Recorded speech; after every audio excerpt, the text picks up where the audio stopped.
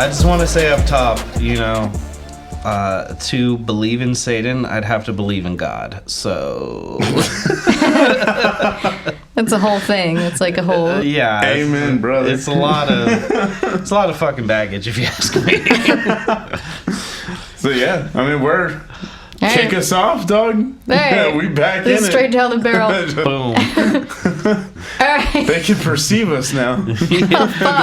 In real time. We're back in the flesh, dog. Yeah. Okay. Welcome back to the Devil's Work podcast. We are Gang shit. here together Allegedly. again as a family because this As a show family. is about family. It's Damn right. always about It's family. always about Yeah. family. It's funny because, like, realistically, I am just realizing, like, what an integral part of horror it is. Yeah. In, like, the weirdest way. It's, fear is all wrapped up in it, and we have a Yep. lot of fears about either being afraid of our families or afraid for them, I guess. Yeah. It's one of the, like, key things you don't want to lose. So I guess Yeah. it makes sense. Yeah, but, like, absolutely. There's a lot riding on that. It's a trip. We just keep joking about it, but then it also just keeps being true. Yeah. Over and over. The last couple of movies we've done have all been about family in some fucked up way or another. Yeah. Yeah. This one's not about family, though. I mean, arguable. I mean, it's about a man and his wife. They're Yeah. family. That's family. That's about love. And they Well- got a family Yeah. Yeah, the two chasing them. The two of them together are family. That's fair. I don't know, Yeah. So, Case has been made. Today we're talking about the 2020 film Mandy, directed by Panos Cosmatos, Yup. which is one of the dopest and trippiest movies I've ever seen. It's fucking phenomenal. Cosmatos is out of his goddamn mind in the best way. I was a massive fan initially already because of Beyond the Black Rainbow, and like I hadn't known that he followed it up with Mandy. I didn't know, but after I saw it for the second time, because I didn't initially finish it the first time, but like after I saw it the whole way through, I was like, this is his magnum opus. Like it's one of the most incredible feats I've ever seen. It's a masterpiece. It's incredible It's on every scale. soaked in style. Absolutely. I feel like this is just inevitably going to become, like, also a Vampire's Kiss episode.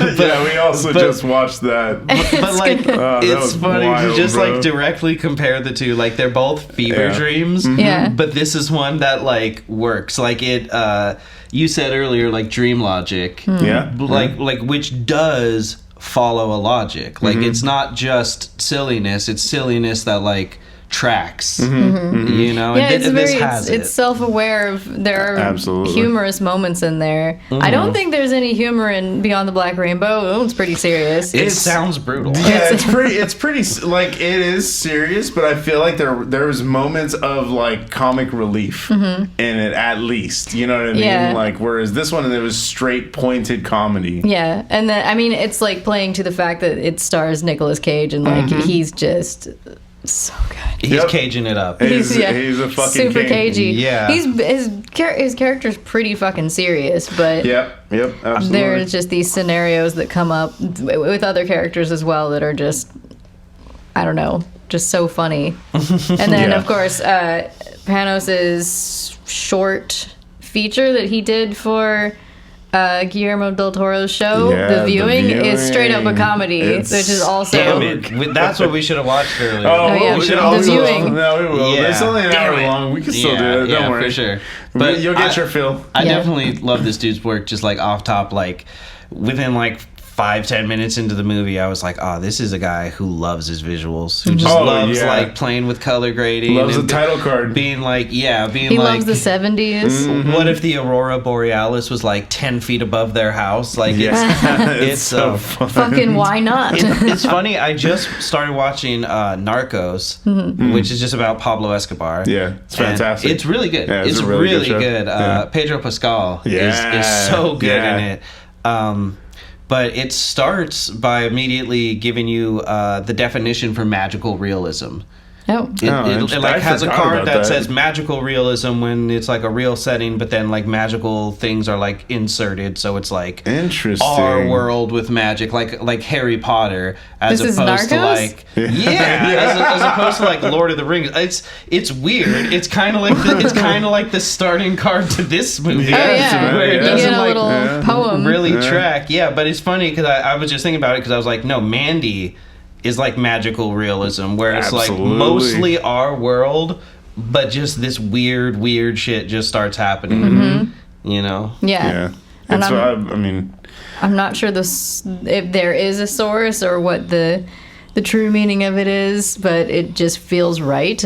Yeah. What I loved about both of them, Beyond Black Rainbow and this one, was the fact that they're very much drug movies, drug fueled. Acid trip inside of a heavy metal poster. Literally dunked in acid. It's fucking amazing. I love the fact that these are like drug fueled rides, but also like it adds to that aspect of like, is this fantastical or is this like realism, like what's going on, you know, like how much of this is fantasy in their heads, or like I think like I get the sense that a lot of it is this is how the characters see themselves. Like you're on something and you're like, I'm so cool right now, and really you're just like flopping around in the room by yourself. I was so down to just take everything in this movie as literal, for sure.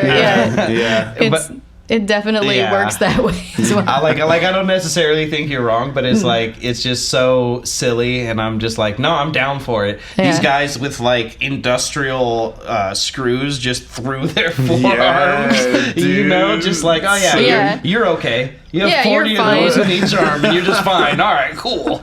You know, like, dude, it's such a like. Because it's also like a slow burn to an extent, but not really though. Like, because it starts off pretty slow. It starts off slow, but I think when the action gets going, it really just gets rolling. I feel like it just continuously moves, and like the practical effects are fucking amazing. Like, it's just everything about it is so.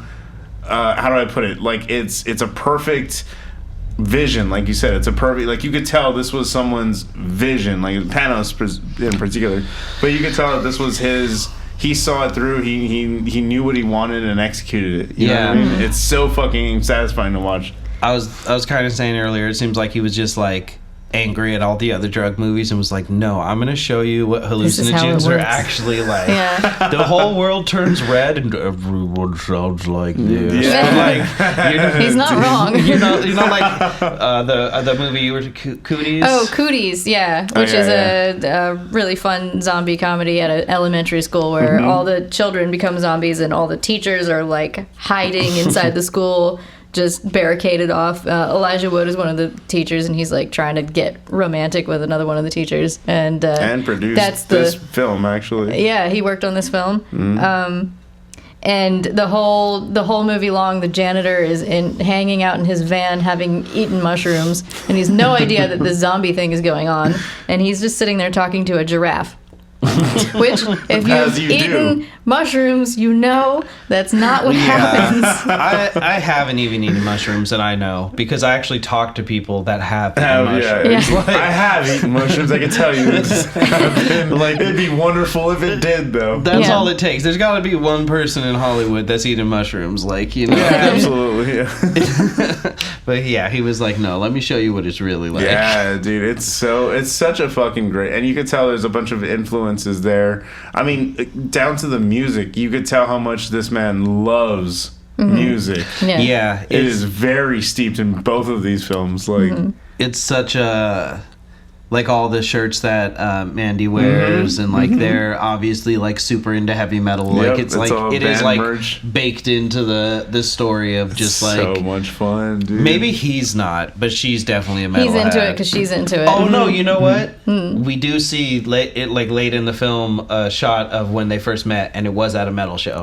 So that's right. So he's just a simple yeah, guy yeah. who doesn't need the band merch, but Yeah. he's down with it. Yeah. But You're right. He does wear a lot of baseball tees. That's pretty like hardcore. Yeah. Scene. Yeah, those are some it's bad- absolutely yeah. His tiger baseball tee. Yeah. That's so cool, Yeah. man. I have a synopsis here that is pretty vague, I would Oh, that's say. good. That's good. Because, yeah, you should go into this one pretty blind. Yeah. I would Also, say. I was wrong. It's not 2020. It's 2018. 2018. I was going to say, I thought it was a little bit earlier. But Like, I think my pandemic lockdown would have been better if this movie had just come out. at that time, hell yeah. Yeah. Okay, it says The Shadow Mountains, 1983. Red and Mandy lead a loving and peaceful existence, but when their pine-scented haven is savagely destroyed, Red is catapulted into a phantasmagoric journey filled with bloody vengeance and laced with fire. It's literally just the world of heavy metal, like the movie. Yeah, It's yeah, literally yeah. just It's the what happens world. when you dunk Nicolas Cage in acid. Yeah. I think one of you must have said that to me, that it is literally like the heavy metal magazines like come to life. Yeah, That is yeah, it's literally what it is. 100% what Yeah. it is. Like I'm a little surprised we didn't see like a Cadillac flying through the stars. Right? You Yeah. know? That was like the It one would piece of fit. imagery missing. Absolutely. No, this is such a fucking fun ride though, man. Yeah. It's so much fun. So We have gotta- you guys We gotta figure out those trigger warnings. Oh I forgot again. I'm not really sure. Well, there was kind of we said maybe violence towards animals, but I feel like it was just dead animals. Just should be- violence in yeah, general. Violence in general. Yeah, but it's I just mean, it's very violent, Drug like use. self-mutilation. Drugs, obviously, Implication of sexual assault. Yeah. very much so. Yeah. I don't know, man. Nudity. Full frontal. Why would that be triggering? Well, Well, I mean, this little turtle shell. Earthworm Jim. but other than that, I meant turtleneck, but it works. Either way. other than that, it's just super trippy. It's just a Yeah, trippy yeah. ass movie, man. And I would recommend, if, obviously it's a Shudder exclusive, so if you have Shudder, you can absolutely watch this. But it's a fucking trip. I would recommend it. Just throw it on with maybe some friends. Yeah. You know, we had Or a great enemies. time. Or enemies. Show them what Turn happens. them into friends. Through, Absolutely. Show them if they wrong you, there will be blood and fire. Yeah, no, but we would recommend it if you guys haven't seen this yet. If you have, come along for the ride, man.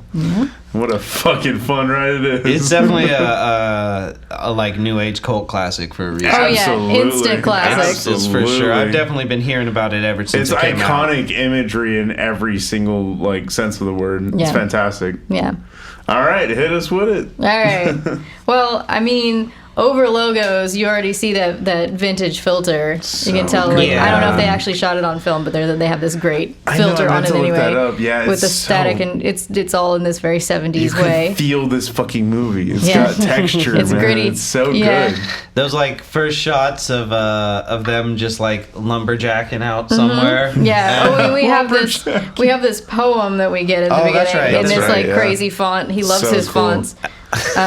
It says, "When I die, bury me deep. Lay 2 speakers at my feet.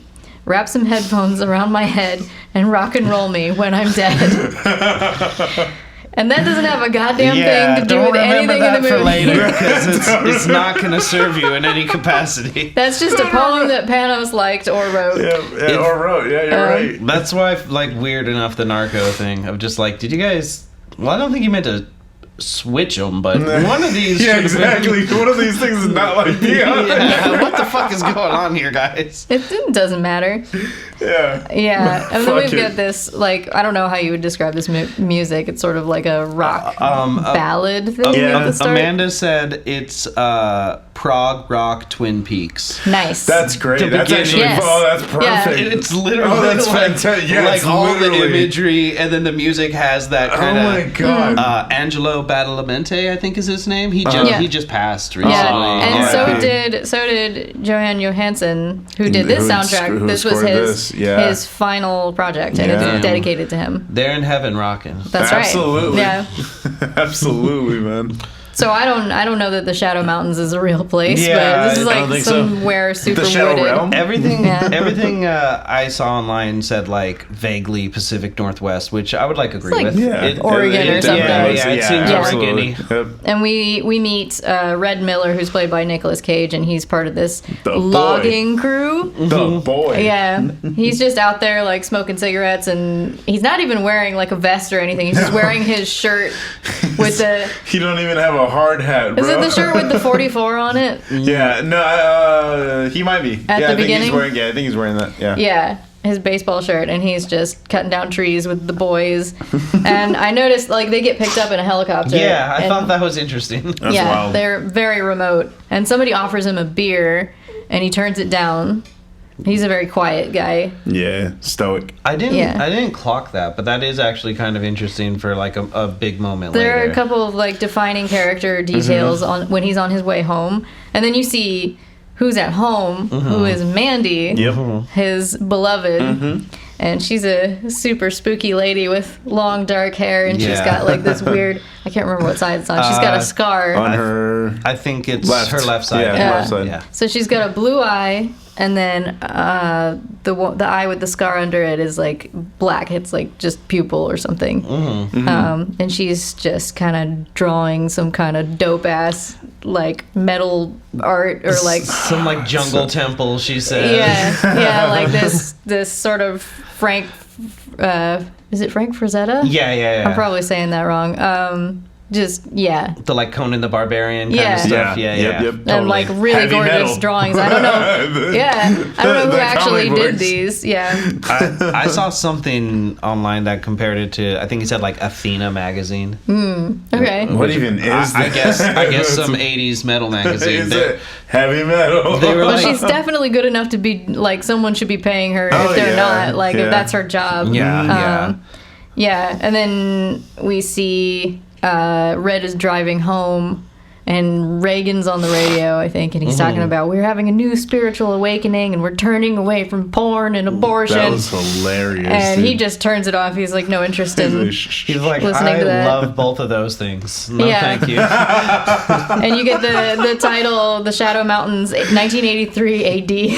Yeah, like, okay, thanks for specifying. Yeah, and then you see their house in the woods is like made of windows. Yeah, it's a Yeah. trippy ass It's yeah, like- it's a house. trip. It's just window frames. It's like a 2-story thing, and it's all lit up, and it's like super welcoming looking. And he's coming home, and she's in there drawing, and he just like sneaks in, and he's like, "Hey," and she's like, "Oh fuck, you scared me." The door is open. Yeah, and they exactly. live very freely in this wooded place, like not terribly Like, worried about. It's almost like a witch's cabin. They're just like in the middle of nowhere. Yeah, just you get the chilling. sense that like she came up with this design, and he's like, "Whatever you want, babe. This Yeah, just we're build it. making Yeah. it." Yeah. Yeah, for quite a while, it seems like she either doesn't have a job or she's an artist. Yeah, But yeah, at one point she's like, he says something about like we should move, and she's like, no, everything's perfect here. And I was like, I don't know, when the guy who gets choppered in and out of remote areas to lumberjack is Yeah. like, I think I want to hang up the boots. Like, Yeah. Hang up the boots. I Yeah, feel you like gotta- that's pretty fair. yeah, you Yeah, gotta, exactly. you gotta make The some boy's sacrifices Yeah, for so sure. weary, so weary. And he had like what he's this terrible knock knock joke. Yeah, I can't He's even. like, knock knock, who's there? Eric Estrada. Eric Estrada, who? Eric Estrada from Chips. Why? Why? I think. Like, why? I think this is where I made the note. He is so weird already. It's just like that just perfect like- Nicolas Cage delivery, just pure. Yeah, after fried Vampires gold. Kiss today, like literally, I could just watch him do fucking anything and be okay with Yeah. it. It's like, so we were saying earlier, like framed around, like the pitch must have included Nicolas Cage. Oh yeah, You know, it has to have like, been it written for him. Yeah, literally. yeah. Like, there's There's no no other one way. else. Yeah. There's no other way that this movie works Yeah. Yeah. without him. Yeah, it's just built around the performance they knew he would give. Yeah. They harness it in that way. Whereas Vampire's Kiss, no one knew what this guy was gonna do. So like, how could you even? And then he did it all. Yeah, and then he did it all. He didn't tap dance. That I was a little disappointed by that. But can't win them all. Yeah. But she's working on this drawing, and she shows him, and he's like over her shoulder looking at it and looking at her. And this is the first of many examples of just he's so in awe of her. You find yourself going, oh. Yeah. You can just like, he's just an ordinary guy. She's maybe a fairly ordinary woman, but like a little bit odd. But to him, she's a goddess, and he just worships her. It's adorable. You definitely get that sense of like they're just super content. Like, they could just mostly live out their days doing this. Yeah, this is one of the best love stories for sure. Hands down, it's one of the most romantic ones I've ever seen. It's definitely believable. Absolutely. You definitely feel that like chemistry and and then it's them lying in bed. They have this sort of porch bedroom. It's like just windows. They're in this window box. Yeah, it's so weird looking. It's such an interesting like structure, man. Yeah. He was like, if we're gonna build a set, we may as well just go crazy. Go for it, bro. Yeah, fuck it. And they're laying in bed looking into each other's eyes, and he's like asking her about her day, and she's like, I was just drawing and stuff, and he's like, what's your favorite planet? And she's like, it's Jupiter, because there's this storm that's been raging on its surface for 1,000 years. And I don't know, she had a bunch of reasons, and then... it was the first planet we discovered because it's the biggest planet? Yeah, something like that. We could see it most prominently or whatever. And this is, like, lighting-wise... this is a wonderful scene because like a trip. One of many. She's like, there's this pulsing, colorful, the colors changing light on her, and it's like another example of how he sees her. She's magical. Yeah, she's radiating. Yeah. There's no light on him. He's just beholding her. It's so cute. I forget what context it comes up in, but like at some point during this, they're just like talking about space, and then she says something about aliens, and then he's like, "What about Galactus?" That's what his favorite planet. His favorite that's planet, right. Yeah, his favorite planet is Galactus. And he's like, "Well, he eats planets." I enjoyed that. So funny. And then they show this is the sky over their house is just like. The clouds that are up there are not possible. They're just big ass clouds that are right there, and the sky is like purple and pink, and there's like a whole galaxy. That's the thing that you need to watch this for, like, because as much as we can describe the visuals and everything, it really is something to behold. You really have to sit in this movie, just let it fucking wash over you. And the score is gorgeous. Yeah, it's perfect. There's this amazing love theme that. Yeah, it's sort of like it kind of maintains melancholy. That like metal-y prog rocky feel for like a lot of it. Yeah. And then we see a bit more of their time together. Like they're hanging out in a canoe, and there's this like zooming out shot of them and just like water forever. That was hilarious. Yeah. They spend the day hanging out in a canoe, and then they have a fire on the edge of the lake at night, and he's just like tending the fire, and he sees her through the fire coming out of the water, and she's like a supernatural creature, like she's staring him down through the fire, and she looks really like she looks like a witch. So cool. I think she just has like her like eyes and nose like above the water. And is this the part where we noticed that like I had called it out that one pupil is bigger than the other? Yeah, it's like almost her whole eye. It's like a black eye. So cool. Yeah, and it's a very serious moment between them. She's just like, she legitimately looks kind of scary, and he's just staring at her like, wow. It feels like a surreal moment. Like it almost feels like it's like, is this part really? But that's kind of like most of when he's looking at her. And then Panos pushes it even farther, because like I guess they camped out on the like outside maybe, but she wakes up into a dream ? She hears an animal crying somewhere. This part was crazy. And she goes out into the woods to look for it, and it's in slow motion, like the golden morning light, and she's hunting for the source of this sound, and she finds it, and it's a newborn deer. Yeah. that didn't make it. With like it's like part of its umbilical like still connected to it and everything. It's still wet from having just been born, and she's Still leaning wet. down and she's Gross. looking at it, and she's like tilting her head, and she's like sort of animalistic herself, and she's just looking at it, and there's like a tear that falls from her eye, and this is either a dream that she had, or that she has this weird connection to nature that makes her like, I don't know, she's like a nymph or something. I wonder if it's like having like a clairvoyant moment, like a prediction of like her own kind of fate coming, and like That's exactly what we had Yeah. said. they don't really talk about kids, but I feel like it's her just like realizing like I'm never gonna be a mother because of like what's coming around the corner. I do get the sense from her for the pretty much the entire film that there's like, she has this knowledge of how her life is gonna go. Yeah. She just seems so aware, and she seems afraid, but in a calm way. Yeah. But yeah, whatever weird supernatural shit is going on in the rest of the movie, like what is going on inside of her feels like what's true. yeah. Like she actually tapped into some kind of something. yeah. Yeah. Yeah.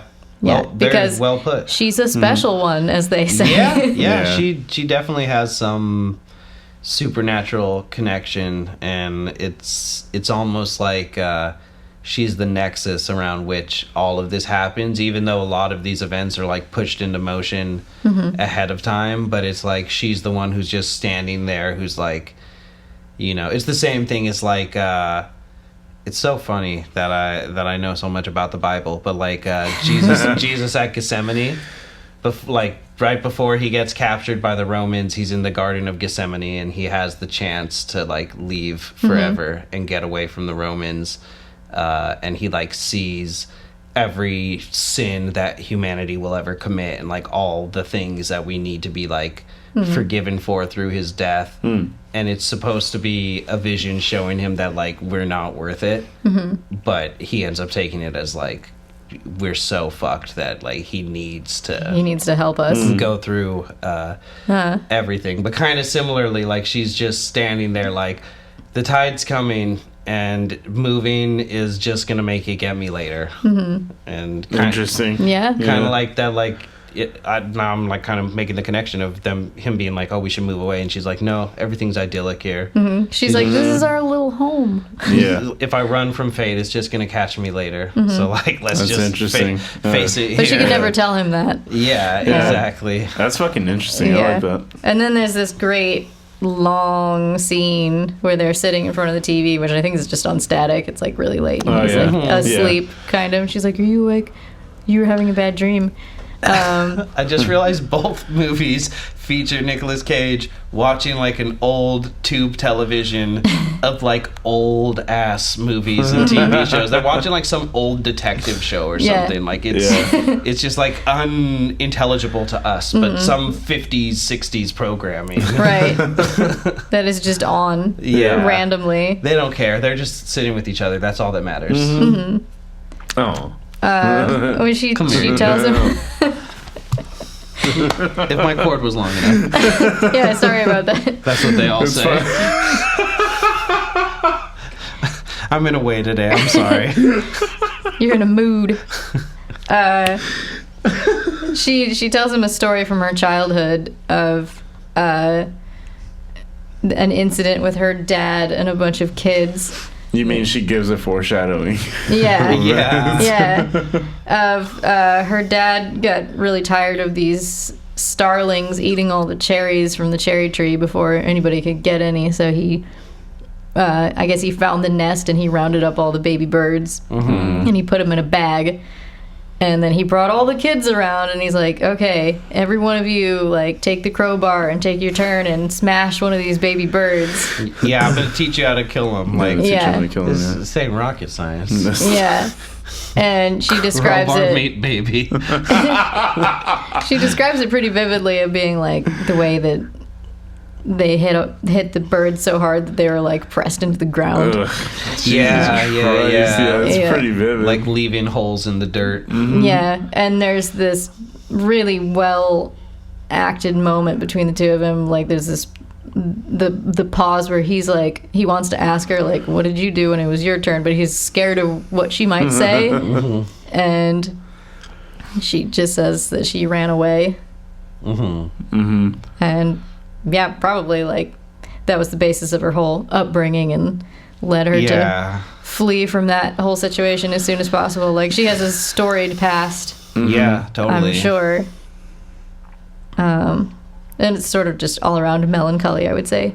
It really shows how you can like give a character depth without endless flashbacks.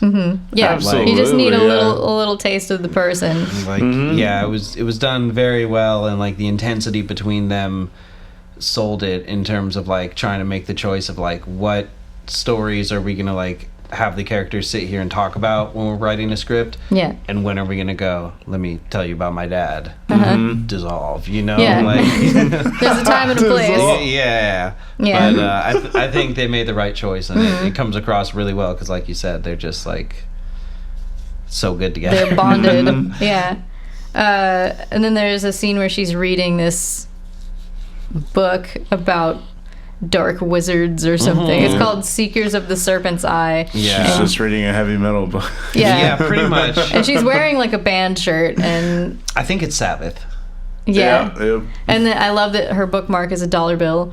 Yeah, I thought that was funny. Back when it was worth something. And she's just like, you get to hear some of the book in her voice, in her head, and it's just this really dope, like a wizard going into like a cavern somewhere and like knowing where to look for the glowing stone. He's like reaching into a crevice and pulling out this glowing green thing that's smooth like glass. I forgot that was the description, but that's so fun. It's described as like so dark and eternal or something like that. I kind of wanted to read that book. Right? I was like, damn, hold on, go back though. Go back. I want this to be real. Yeah. And then she's walking like on this totally country road, and it's like purple and red, like deep colors, and she's in slow motion, and she's just, it's like I don't know. It's such a trippy visual. It's like so good. So colorful.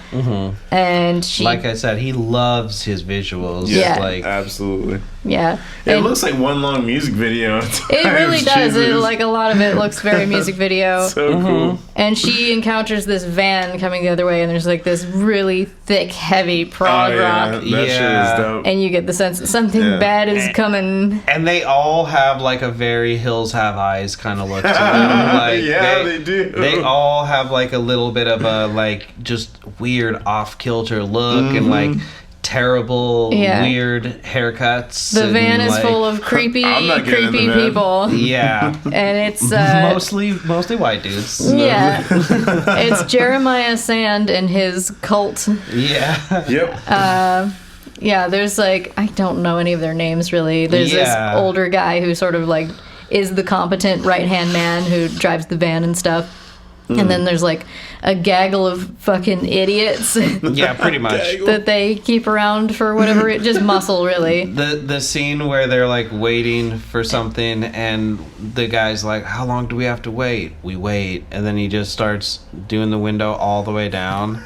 And then all the way up. Yeah. And he does it like and 4 times. He never closes his mouth. He's just like... I was just like, close that goddamn... Just reach into the screen and just... Stop. But they're such well-cast people for their weird faces. There's an older woman who's... this actress, I can't remember her name, Olwen something.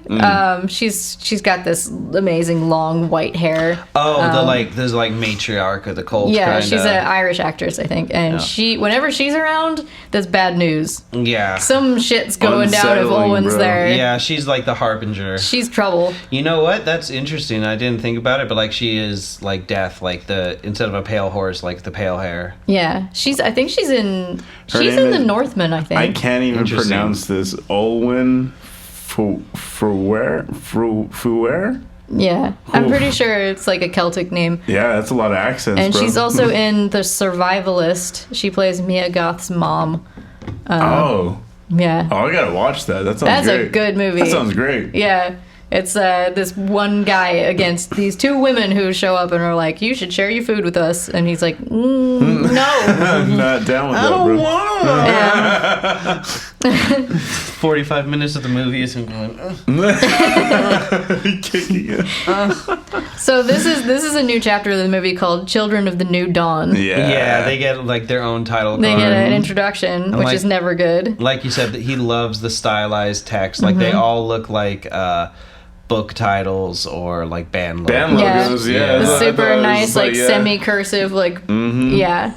Yeah, you're right. Book title, I never even thought about that. You're right. You're totally Yeah. right. Like the font, like a stylized font you would have on like a heavy metal book. Yeah. Yeah. And Jeremiah, who's in the passenger seat, when they drive past Mandy, he locks eyes with her. She's just like looking at the people in the van, and he's looking at her like, whoa, who's that? We built a connection. Yeah. And then we go with them to, I guess they stop at a motel, and they're all hanging out in there. Yeah.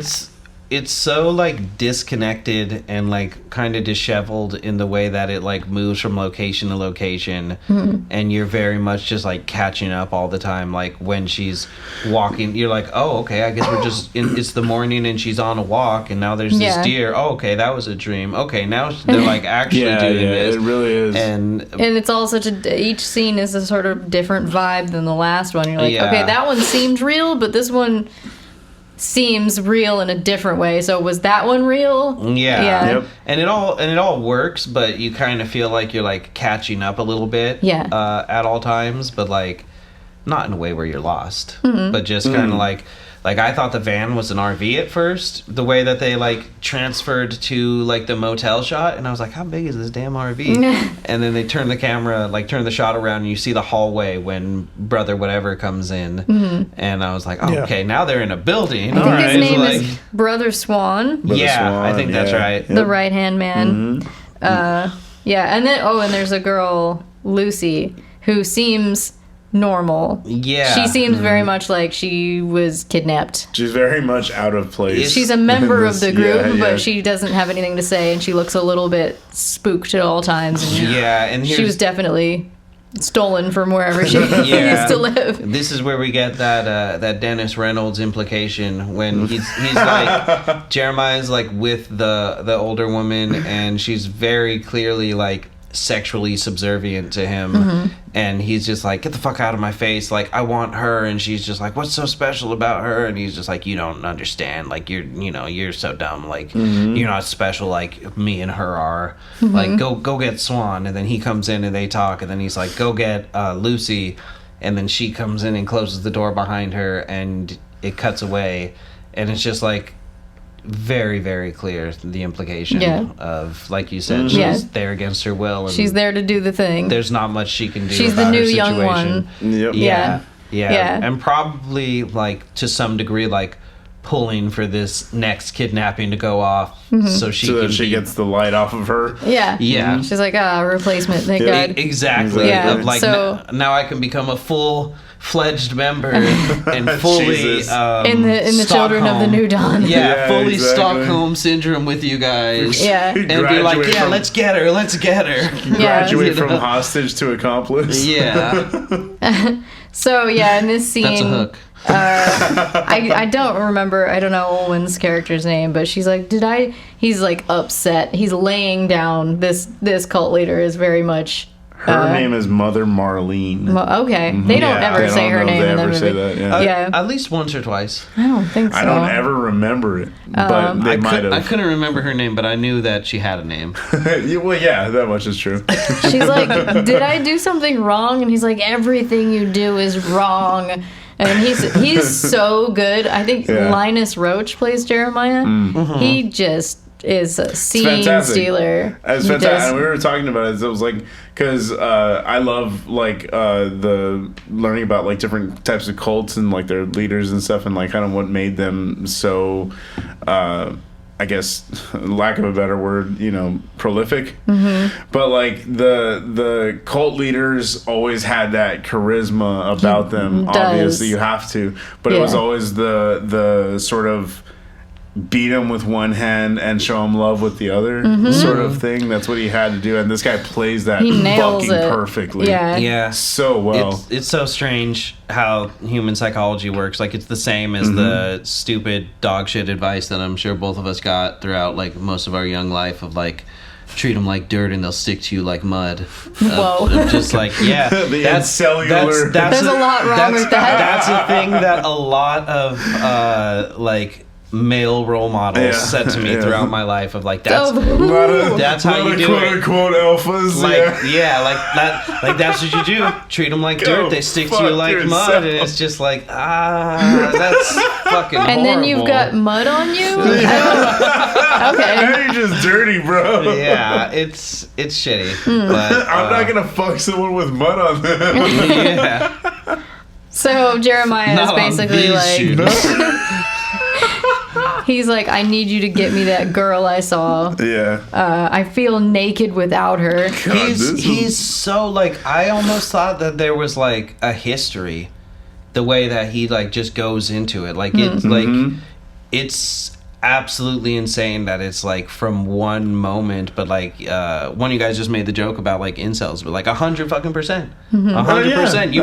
You made eye contact with me. You owe me. Yeah. Yeah, exactly. We are now engaged. Yeah. In what? I can't That's say legally binding. publicly. Yeah. And he takes the time to be like, if you're not with me, you will not ascend. Yeah, he's like, I'm really concerned. It's so good, constant dude. gaslighting, and he's such a tedious bore, but he's like in charge. Yeah. Everyone is wearing like solid ass gold crucifixes. Are they? Every member of his crew. I didn't notice. His is like the biggest and the fattest for sure. Yeah. But all of them are wearing crucifixes. Oh, I know think what? You're totally right. Yeah. Oh shit, that's so trippy. I think he's also wearing a little bit of eyeliner. Oh yeah, I wouldn't be guy surprised. Yeah. I wouldn't Guy be liner. surprised. Yeah. Yeah, you don't really see it until later when it like gets smeared. Yeah, when he's crying. Yeah. But totally, he's like that vague. He also I don't know why, but for some reason he gives me Iggy Pop vibes. He does look like him. He wishes he was Iggy Pop exactly. for sure. For those of you who can see this at home, look at that motherfucker. He wanted to be Christian rock Iggy Pop. Yeah, for sure. Absolutely. He has like a Ziggy Stardust robe that we see later. 1000%. He's all around disgusting. Yeah, he's a big piece of shit. Yeah, fuck this guy. So yeah, he's like, go get me Brother Swan because he needs to talk to someone who actually will, get shit done Someone for him. who could fucking He needs do his something. muscle. Yeah. And Brother Swan, who's like very devout. He's like, he gets emotional at times. Like he tears up. But he's very quiet though. Yeah. And he's like, what can I do for you? And He he's like, clearly believes. yes. Oh yeah, Whatever that's his is true going believer. on. And then he's like maybe the oldest one in the group. Yeah. And which is interesting because older the than fact, Jeremiah too. Yeah. The fact is, like, a lot of the cults, like, that's how they operated, was because the cult leader could only do so much to wrangle up everybody. They needed a muscle. They needed someone. They needed a Brother Swan, essentially. Shit, even bringing up Narcos, I think Fernando's his name. Pablo's like, his the like Aaron right boy, hand essentially, guy. but he's like the Aaron. Yeah, he's like the one who like runs shit when he's not there. I just saw the scene where he comes to him in the basement and he just has a bundle of TNT with the wick burning and he's just like, Fernando, tell me right now, you still with me? I can't do this without you. And he's just put it out, Pablo, put it out. But yeah, no, everybody needed this, like, that muscle to keep everybody in line, and that's how, like, Brother Swan operates. He's like, all right, like, I'm the one who's the most down for the cause, so do not fucking try me. Yeah, he'll back Jeremiah up. The like half mullet kid doesn't seem like he like has enough going on to like connect even what the situation is. Two brain cells together. He just kind of seems like he would just go along with whatever, and they just scoop this kid up. Left to his own devices, there would not be a plan. Like He'd be like, I'm hungry. Like it does seem like that kid is like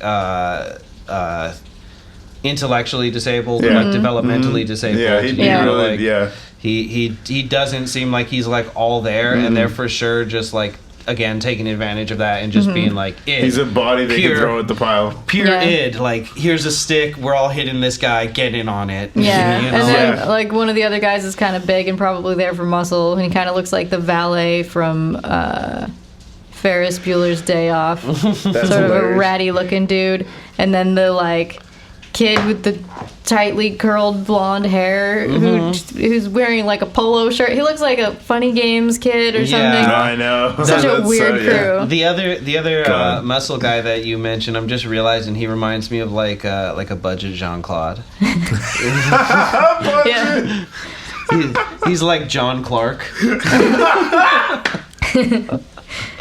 So he says to Brother Swan, "I need you to get me that girl," and Brother Swan is like, On it, boss. Yeah, he's open. He sounds like he's gonna be like, "You can't do that." He's like, "Jeremiah, consider it done."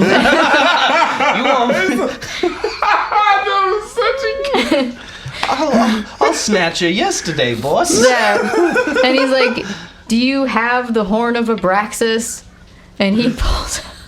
The fucking rock arena of time. That's just what it looked like to me. It's this shot where he pulls out this. It's an ocarina, but so like the good, shot is dude. like there's this like pulsing green light, electric like a green strobe. light. Whenever they pull out like a magical artifact, Yeah, and there's it's like, just like kind of a few in the Yeah. You movie. hear the buzzing too in the back, like you hear like the fucking like light bulb sound. It's like I feel like it's It's a demonic artifact. yeah, it's like Panos saying like there is something here. Yeah. Like even though things are gonna get like obfuscated through like all of the like drugs and everything, and you know some things are gonna seem fantastical but get explained. Like there's still some shit at work here. There's stuff. Some weird shit going on. 1,000%. And Jeremiah's like, "You know what to do," and you're like, "Yeah, I do." I do. I do.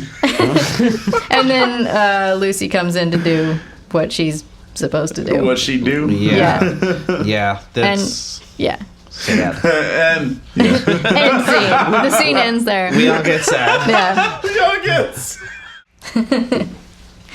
So, where were we? Right, and then we see Mandy at work. Mm-hmm. And she works at a little country store. Just some little, shitty gas station, camping store. And she's just... Firewood. She's just standing at the counter reading her metal novel. Mm-hmm. And then Olwen is in there shopping for sundries. She's got like... Assorted sundries. Yeah, she's got some... apples and bread and stuff, and like not enough to. She hasn't picked up enough to feed the crew. Exactly. It's like enough for her. It's a scouting mission. Yeah, of which is course. interesting because she's the scout, and then the rest of the crew will pick her up later. Even though, again, like you said, he was like so dismissive of her. Even though, like, basically after that conversation, Swan sat down with everybody and was like, "Okay, he put it on me to do this. I need you to go into the store first. Like, Find out some shit."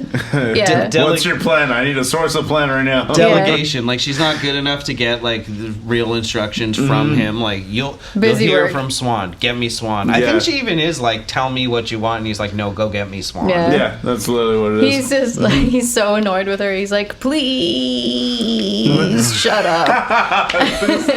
He's so good. He's dude. amazing. So well fucking performed. So she approaches Mandy and she's like, "Cool t-shirt." Cool t-shirt. I too love the metal, fellow kid. And Mandy's basically like, "What?" Yeah. And she's like, "What you reading?" I love how you're like sort of accidentally doing a Ronald Reagan voice. Irish Ronald Reagan. Say my dog Checkers in that. My dog Checkers. Spiro Agnew. So yeah, she's basically creeping on Mandy, and Mandy's being like, relatively friendly. She's like, yeah, I mean, it's his best book probably, but she's like dismissive, and then she's like, well, if you really want to get into it, and she's just like, all right, shut up, idiot, and leaves. Like, but she just wants to figure out where Mandy lives, and Mandy gives her like a general response, like, we live near Crystal Lake. Yeah, the obligatory Friday the 13th reference. Yeah, and Olwen's like, she's like, okay, well, see you later. That was cool. That was great. That was really ominous. And Mandy, again, she gives it some thought. She's like, Yeah, you get the sense at all times that she can feel her doom. Yeah. And then we get to the use of the Horn of Abraxas. Yeah. The crew goes out.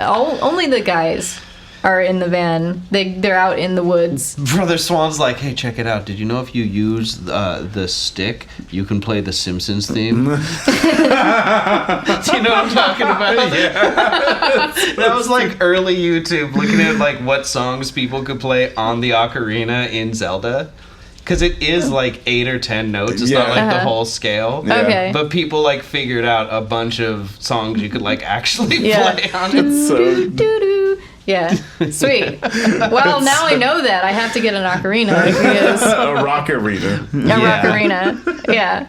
Hey, if Jethro Tull could make a flute metal. Yeah. Exactly. Anything is possible. Yep. So Brother Swan gets out of the van and he stands in the wilderness and he blows this note on the horn of Abraxas. The rockarina. And it like it extends beyond, like he's stopped blowing on it and it keeps like echoes, but which means that there's something weird about it. Yeah, it's like it's so weird to describe, but it's like the sound just like envelops them and just like radiates. Yeah, it's truly eerie. Yeah. It's just like this high pitched and I think we get another like green kind of treatment over like him blowing it, and sort of like one of those like tied in shots again and everything. Yeah. And then he gets back in the van and he's like, now we wait. Yeah. And they wait. And starts fucking playing with the window. That was so funny. I was just waiting the for mouth breather is like putting the window up and down. Yeah.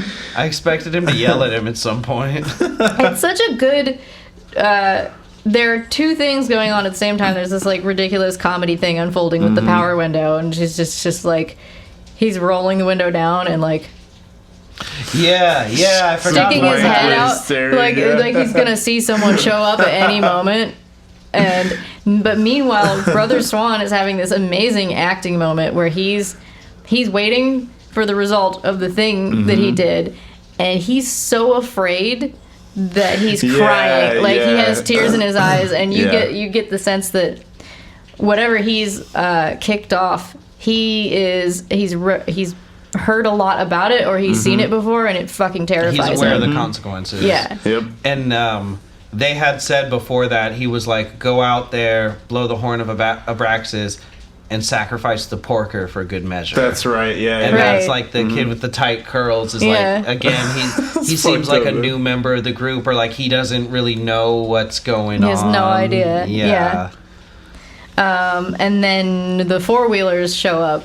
Yep. Out of the darkness. Man, the Cenobikers. You mean the Cenobikers, bro. Yo, this is where it just becomes full-on berserk. Like, literally they used the Behelit to summon the God Hand, and now they're gonna make a sacrifice in order to receive their wish. Like, it's just straight up. And I mean, that's just a Faustian bargain in general, but like, but like these guys have like the God Hand aesthetic of like the industrial spikes rammed through their arms and like. Literally, one of them has a pinhead like look about him. Yeah, like a very thin and tall and like tight leather suit. And so much leather. Yeah. So all the leather. Yeah. And I think there are 5 of them, but like they all just. They're fucking unhinged. It's so creepy. Very terrifying. Yeah. So well done. And you're just like, fucking demons? Yeah. Like, what the fuck just happened? Biker demons. Biker demons. Cenobikers. And Brother Swan goes out to meet them, which can't be fun for him. No. but he has a job to do for Jeremiah. Yeah, anything Jeremiah's for daddy. not even here. Yeah, which like goes to show. Yeah, he's taking a nap somewhere or getting a blowjob or something. Yeah, like Something stupid. it shows that like he's aware of the forces he's playing with, so he doesn't even want to be there. Yeah. Yeah, exactly. And this, maybe the leader of the Cenobikers, like, grabs Swan's face and, like, he has these metal claws and you can hear them, like, Yeah, grazing against his face. It's so good. It's so creepy. And Swan offers him a jar of goop. goo. Yeah, you like can't even see like what color it is because again, like The colors in the scene are very intense. Yeah, Yeah. I think it's all like very red or like orange during Yeah. this. Well, when he puts it down, he says blood for blood. Yeah, it's like Yeah. either... Well, it didn't look like blood, though. It looked Yeah. like jelly. Yeah. Yeah. And he drank, like, the leader And drank it's- this jar of stuff, and it's just dripping Jar of out of his goop. face, and... It's so visceral, just straight up out of his face. The just sound like, mixing on his large voice too amounts is of it. fucking cool. None like, of these demons have normal voices. Yeah, They're all, it's like, very fucking cool. growly, demonic voices. Yeah. Yeah. So... Yeah, the demon says blood for blood, and Swan says first things first. I don't know what exactly you don't get to know the details of the deal, and it doesn't really matter. Yeah, we need to tell you what we're asking for so that you can get to it. Yeah. And then, Red and Mandy are having a normal evening at home. Yeah. They're eating dinner and watching a movie, and A Thursday night. yeah, and he goes outside to smoke a cigarette, and he's like just looking into the woods, and like he's probably done thousands of times before, and just another quiet night in the woods. It's a safe place to be. Kind of reminds me of The Crow right here. That's Yeah. so That's like, interesting, yeah. dude. That's so interesting. Yeah, kind of like I'm just like making the connection. Like I'm sure that had to have been an inspiration. On this. It's so hard. Like I kind of wrestled with my feelings about this through a lot of the movie. Of like, in 2018, do we really need "you killed my wife" revenge story? And like I feel like it ends up being valid and being very good. Yeah. But it's, like I say all the time, it's not the tropes that are bad, it's the execution. Yeah. Right. That's what like determines your success. Exactly. Yeah. But it's just interesting that it uses that formula and does it so well because Yeah. it's so hackneyed Yeah. at this point. Yeah. Just Yeah. but I guess the difference is we live with them for a while. We see that they really love each other. We see who she is. Yeah. That she like has intellectual things going on and has like her passion and like that their relationship isn't just a thing we're being told about. Yeah, the first act is more her than him. Yeah. You spend more time with her. 1000%. And sometimes her Literally by in herself. her head. Yeah. Literally Yeah. living in her head. Yeah. Which we were saying was like the thing that was missing from Vampire's Kiss was like we're not Anyone's thoughts. Yeah, No we one's don't thoughts are know made what clear. anyone like thinks about anything. They're all It's just the reactions. they're all just cattle like running around reacting to shit falling over. That's so you And know? Nicolas dude. Cage going, Fucking play. Yeah. God damn it. so we're back in their bedroom again, and it's this really blue light, and Mandy, I think, wakes up from a nightmare. She's like having a really bad She dream. wakes up into a nightmare. Yeah, and they're outside on the horizon. I think there's on the edge of like a hill or something. You get this great like red that lit red- like the backlit backlighting. shot of the God gang damn, showing that's up good. on the edge of their property. It is so It's good. I'm just realizing now it's kind of reminiscent of like Kill Bill. Of like we're here to just absolutely Yeah. fuck you up. Yeah. Here comes bad news. Yeah. Well, Yeah. yeah. Even in The Crow, the gang has that like look about them when they walk in too. It's the same like sort of aesthetic too, with them all leathered out and shit. They're Yeah. all fucking, Yeah. just evil. Yeah. And this is weird because they made this deal for these demons from another realm to go get this couple that they could get themselves. You can just break into people's houses and kidnap them. It's a normal human thing. Yes, you can. But they... Just saying, not that you should or Yeah. shouldn't. We don't condone it, but you can do it. It's I don't doable. judge. Especially if there are like 6 or 7 of you. Do you want to keep going? Say Yeah. one of you goes to the back door. If the house is made of windows... You want to leave the wheelman with the engine running. But any they other sort of, legal like- trouble we want to get into? Exactly. Let me tell you how to make napalm. The demon bikers teleport into the bedroom. Oh, man. Yeah. And there's this blue electric zapping, It's like so cool. strobing lighting. Yeah, which I was like, do you motherfuckers just sleep with that? Like, what is happening? I think it's like It might have been like a storm going on it's outside. representative of the panic that they're experiencing. True, Interesting. yeah. And the demons are just like grab Mandy and Red and like put them face down, and they're like on either side of the bed, like looking into each other's eyes. Mm-hmm. And then one of them knocks Red out.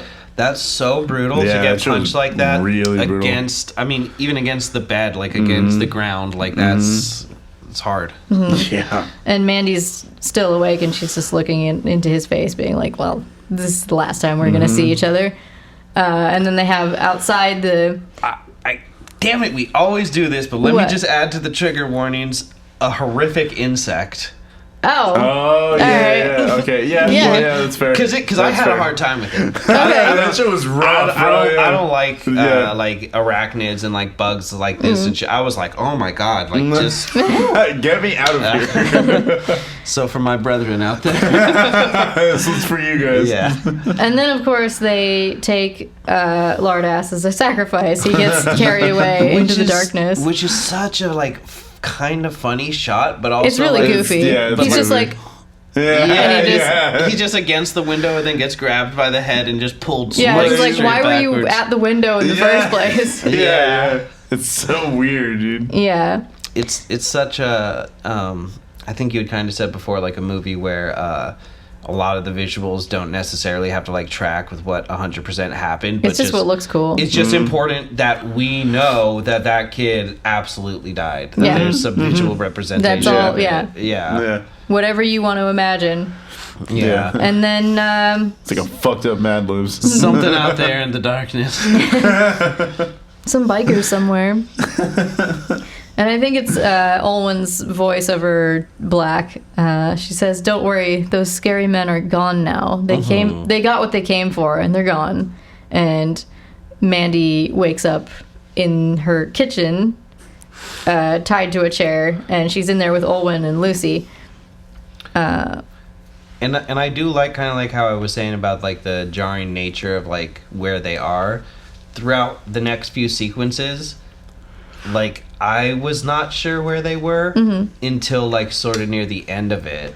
Right. It that it's in their house. Yeah, it becomes clear that like, oh, they're just taking them hostage in their house. Like it almost seems like it's like their compound. Yeah. Because of again, You don't like, know where you are. Yeah, the heavy 'Cause you woke visuals up. that are like happening and all the Yeah. crazy shit that we're Yeah. focusing on in the moment. You're not like, oh, that's their couch. You're just like, yo, what the fuck is this dude about to do?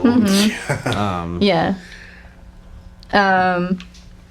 Yeah, and Olwen is explaining to her, like, you're probably worried about your hubby. I Yeah. hate that word. Yeah. He's fine, and he'll stay that way as long as you're a good girl and do as you're told. And then she smacks Mandy in the face. Smacks the shit out of her. Yeah, to just be like, I'm for serious. Like, I will hurt you. yeah. And that's how you remember it.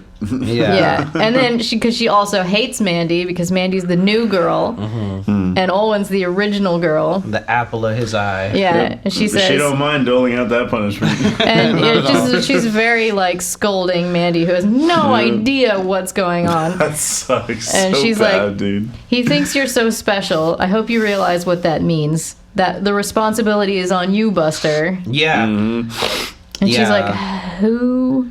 What is this? She doesn't say anything, but she's just like, something real fucked up is going on. And then they grab her head and tilt it back, and they drip. acid straight in her fucking open eyeball. Yeah. Yeah. Which I gotta imagine is a fucking powerful way to receive it. Yeah, exactly. Yeah. Straight through the eyeball is supposed to be one of the most fastest onset And a ways, big, I want to say. a big drop. That shit was too rough. That much. shit was rough, bro. And then she licks it. Yeah. She said, One for you, one for me. A little for mama. there's a lot of people tasting acid in this Oh, as yeah. though there's Oh, yeah. something Everybody flavorful. is eating acid Yeah. in this fucking movie. It's so good. And they always do a little like... Or coke. We're gonna see there's a mountain of cocaine. That is so good. I wrote a Scarface level of A coke. Scarface Yes. level of coke. Accurate. This movie is so much fun. But yeah, the forced acid trip. And That's rough, dude. and That's then they rough. go to the jar. Yeah, and then Olwen has a jar of I don't know, water or whatever the fuck it is that she pulls out Solution. this hornet that is about Jesus, this fucking thing. 8 inches long. The size of my fucking hand, maybe. Like- if you guys like consider maybe it, even like longer. maybe Oh, even big. longer. That shit is rough, And she dude. grabs Big it with wasp. like forceps Yeah. with like a metal tool. Well, would It's- you grab that with your fingers? Absolutely not. I couldn't even look at the thing. I was like, I saw its legs and I was like, yo, this is gonna be a real fucked up spider. Yep. No, And then- it's way worse. Yeah, way worse. It's man, y'all. When I was in high school, me and my friends found this website. It was literally JapaneseBugfighting.com. Whoa. And they would the just get fuck? like rhinoceros beetles and other things, and they would just have like a enclosure for it and put like a stump of wood in the middle and Jesus. then water, and then just have like the two bugs fight. And there's What the like fuck? there's like crazy like Japanese and like Asian hornets that they would bring in there and like have them fight spiders and stuff. What the And, fuck? Dude, that's I crazy. couldn't watch all of them. That's I could fucked deal with up. like beetles fighting. Yeah. But it's pretty intense, bro. It's pretty intense. That sounds fucked up, man. They go toe to toe. So they let this thing sting her neck.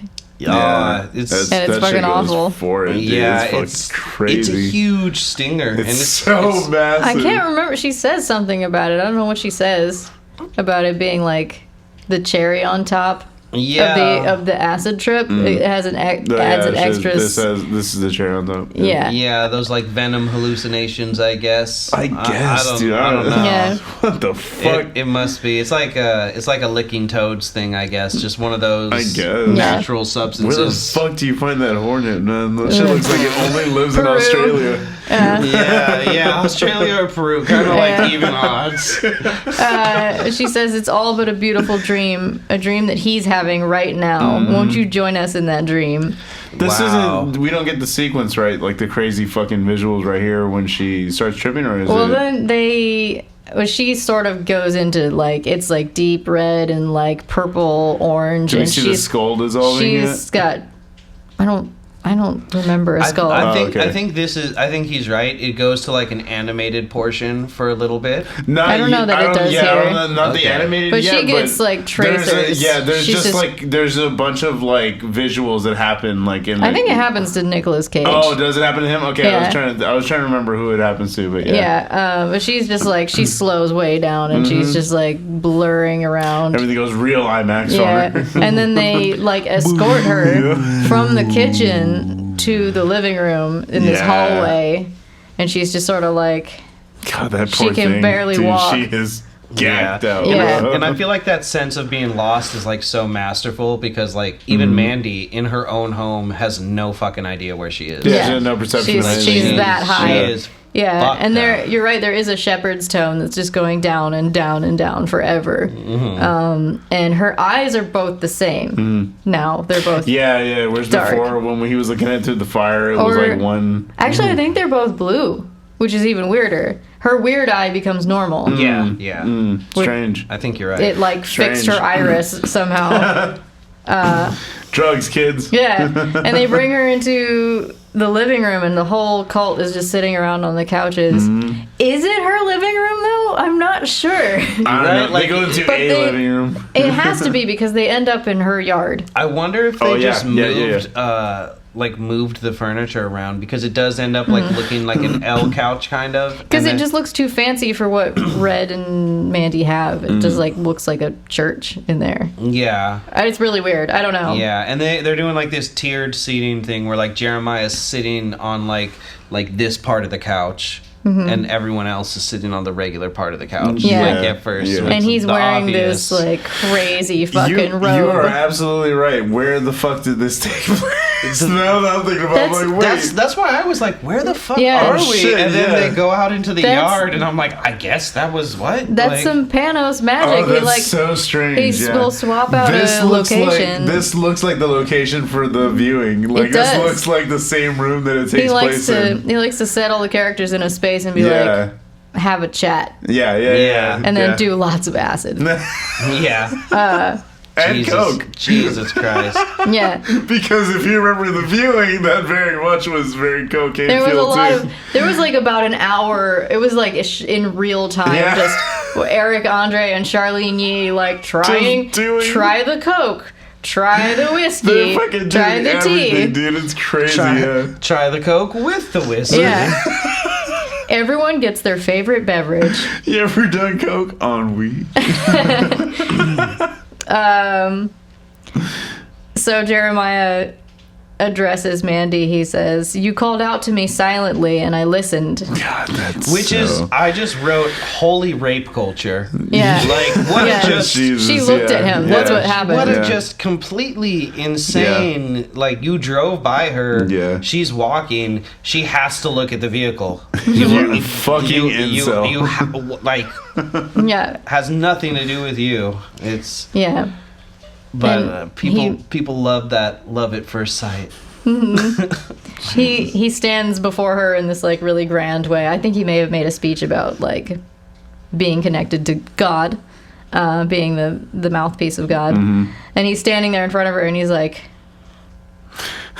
"Look at me. What do you It's see?" me. And she says in a voice that's like maybe a little bit So distorted. cool. It's like pitched down. Yeah, she says, "I see the Reaper fast approaching." Yeah. So wild, dude. You're just like, What what? a line. Yeah, Hell yeah, you're so dude. right about like she just, especially now she's like, because you know like a lot of hallucinogens have their like origins in like tribal rituals and stuff. So like a lot of like shamanistic kind of believing cultures or like witch doctors or whatever would like have the like vision quest kind of thing. Yeah. But she's like having that like shamanistic moment where she's just like She sees it for what it is. like you said, her eyes like heal, and now she's like seeing past everything. Even though we're seeing like her perception of the living room, we're not seeing her perception of like the other things. But she had like she's achieved that like special cognizance. Yeah.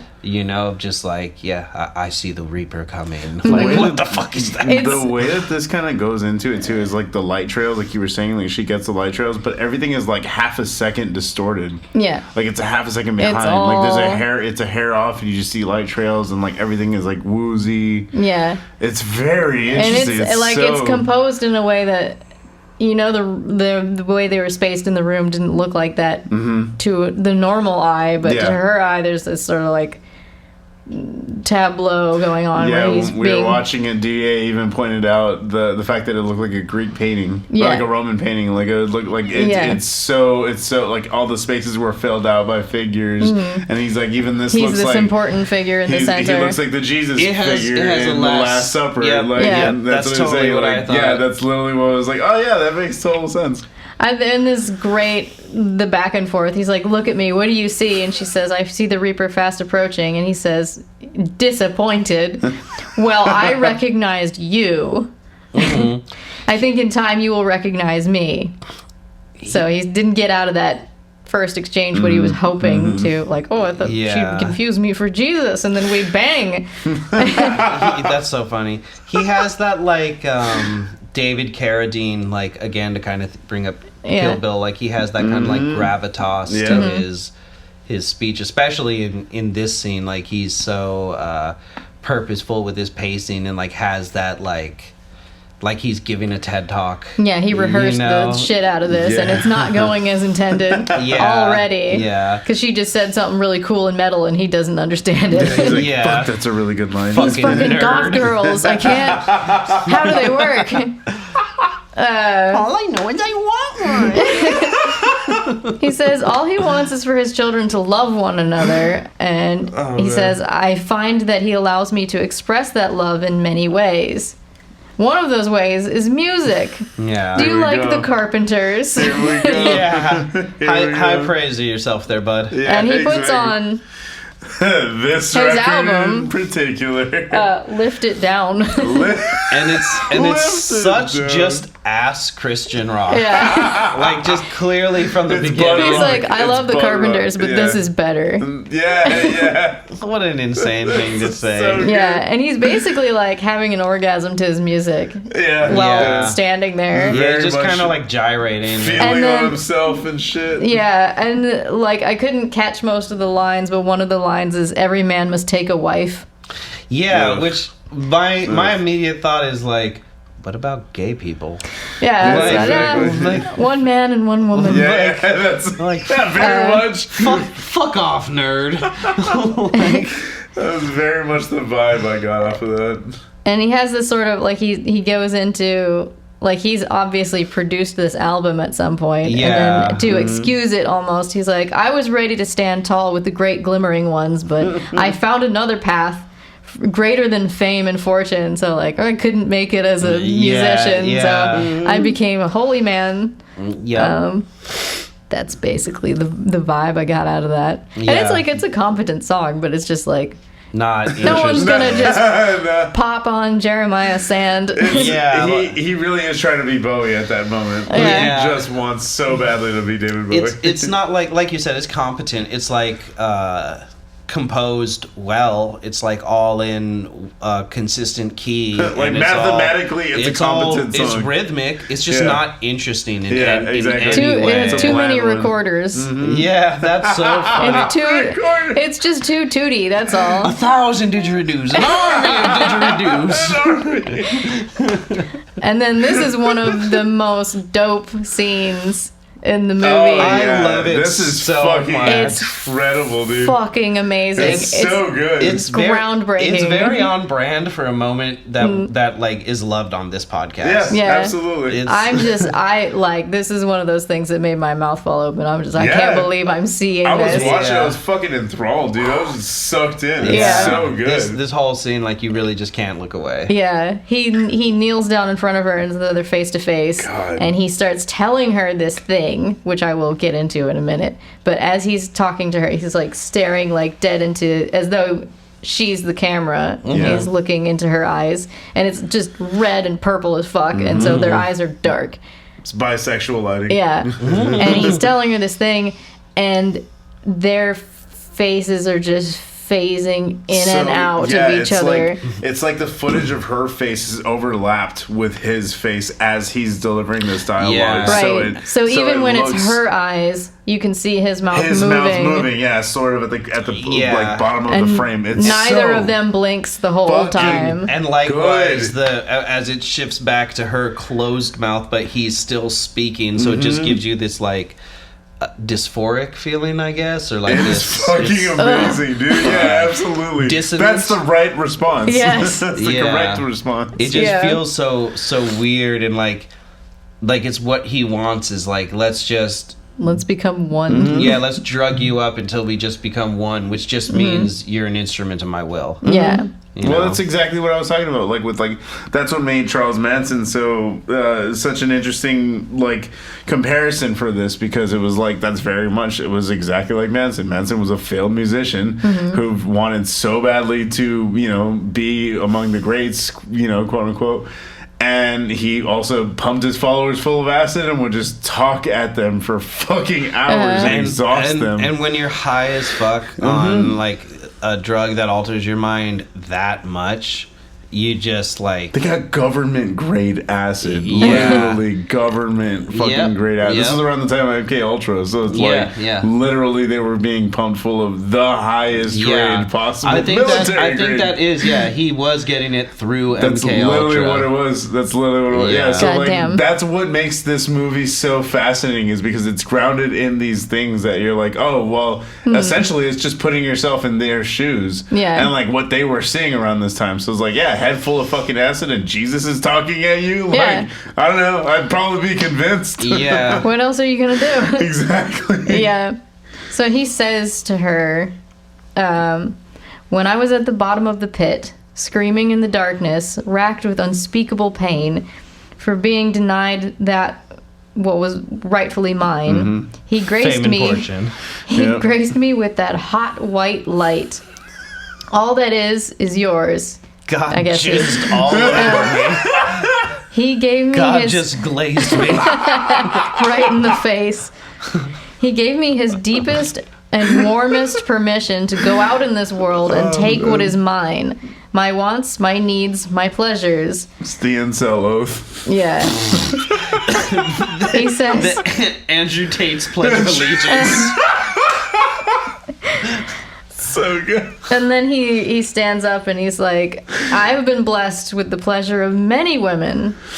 And he's like, you're a special one, Mandy. Yeah, I don't know how I'm a special one, too. I don't know how much of that was consensual, though, either. Yeah. Given this fucking... Yeah. Let us be so very special together. And he just opens the robe. Yeah. And he's Here I am in all my...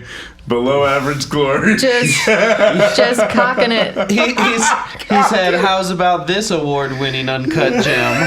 Yeah. And he's just sort of like basking in what he thinks is this amazing moment. It's so funny. It's like he's definitely like, you're impressed with it. Yeah. You're impressed with It's fine. You can go ahead and say it. I'm just now realizing, like, I didn't clock this at the time, but he's like baby smooth. Yeah, he's very I'm smooth. like just realizing, because now this man's dick lives in my head. But I'm running back the tape here, and smooth as a whistle. Yep. Like a baby otter.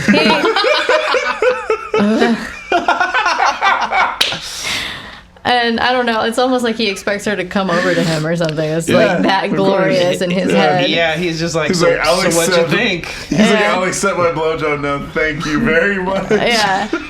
And he's like, basically like, what do you think of all this? And she's like, this is fantastic. His album is still playing, and she's like, you made this song?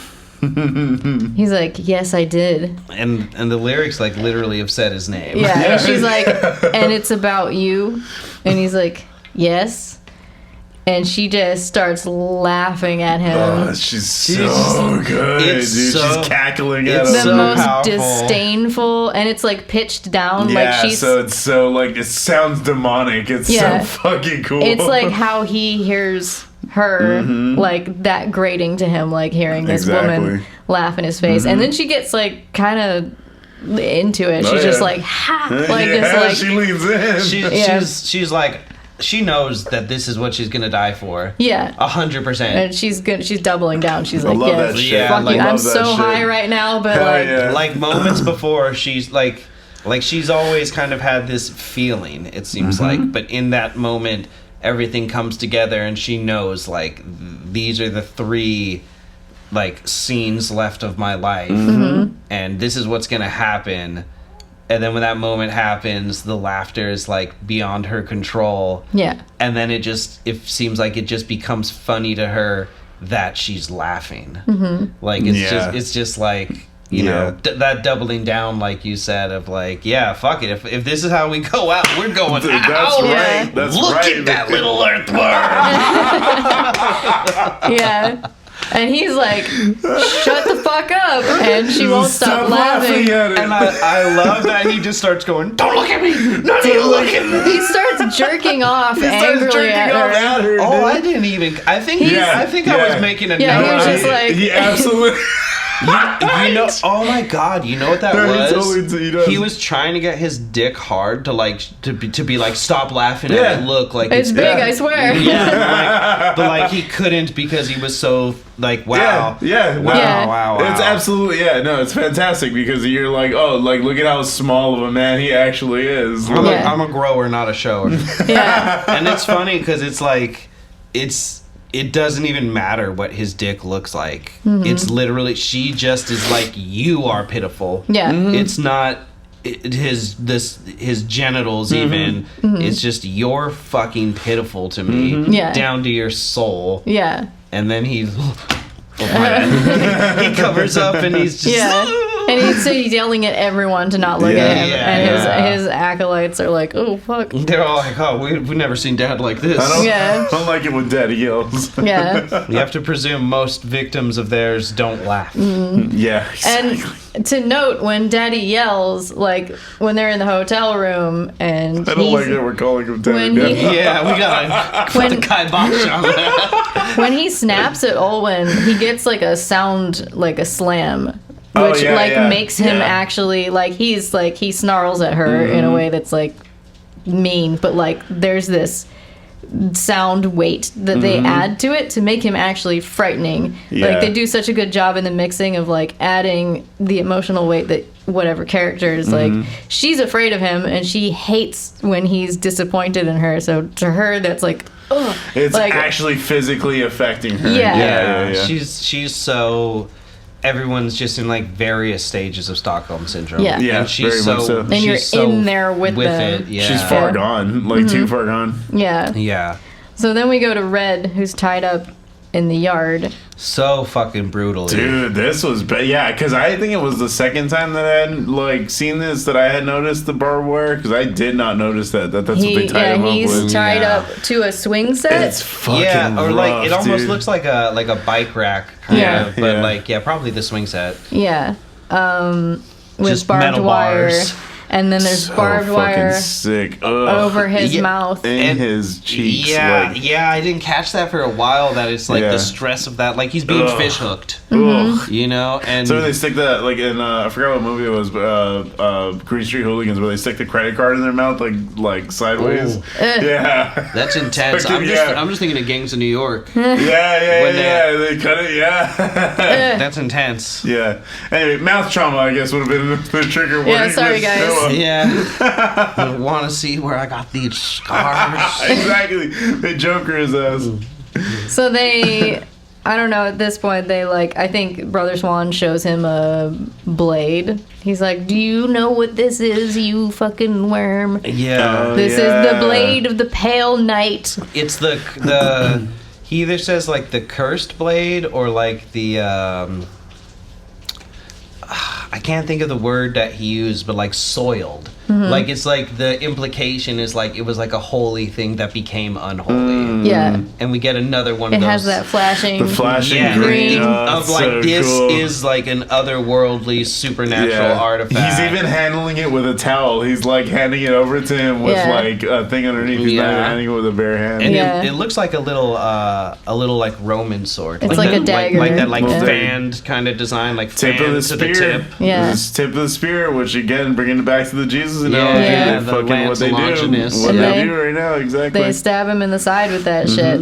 Oh, which we discussed on this show. which he should have died. They pretty much stabbed him in the heart with it. in the organs. But it seems like because there's like all this sort of back and forth as we go on as to whether it's like supernatural or not, but it like there's definitely some elements of and some elements of not, I feel like.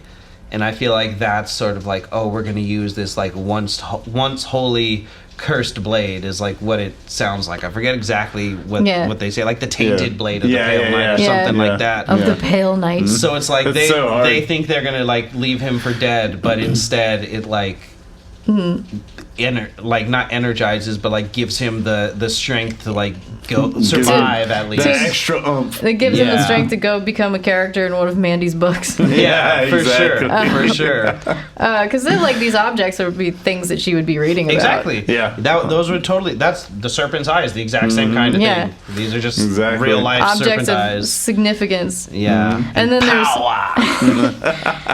Jeremiah is in the bathroom looking in the mirror, and he's had himself a little cry. And he's got the eyeliners all great. smudged. You're a big, Eyeliner strong, cold needle. Yeah. And Exactly. he's looking. You can make anybody kill themselves. He's looking at himself in the mirror and Yeah. just like keeps repeating over and over to himself. He says, "Tell me what to do. Tell me what to do. Tell me what to do." I love that, dude. He's so like lost and pathetic, Yeah. which is what it And- always comes down to. Yeah, but then you watch him tell himself something with his eyes. His eyes he gets change, his groove back, and for he's sure. like, "Don't you ever doubt yourself." At this point, he's calling way. her self-help, Yeah. Yeah. essentially. Get yourself through it. Chicken soup for the cult leaders.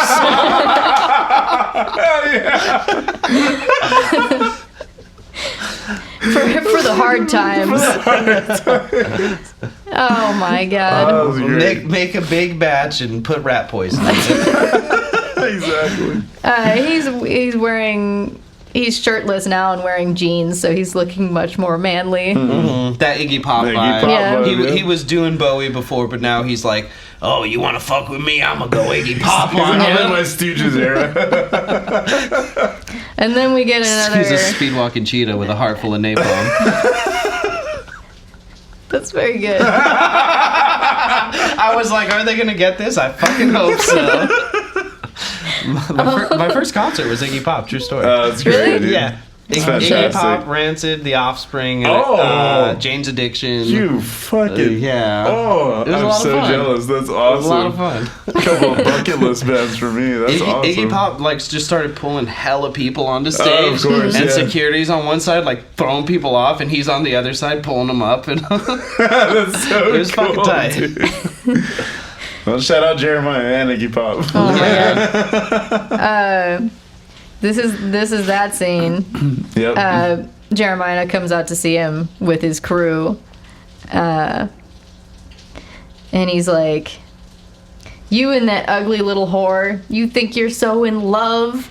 I'll show you real love." I know. That was fun, dude. We talked about That it was earlier. crazy, dude. I was like, whoa. I forgot about this scene. The fucking flip, the just automatic flip to you don't want me? Fuck you then, you fat bitch, you whore, you fucking Yeah, blah, it blah, goes blah, straight blah, to blah. abuse. Like just immediately, the darker the whore, the brighter the So flame, fucking Yeah. blah, blah, blah. terrible, Just dude.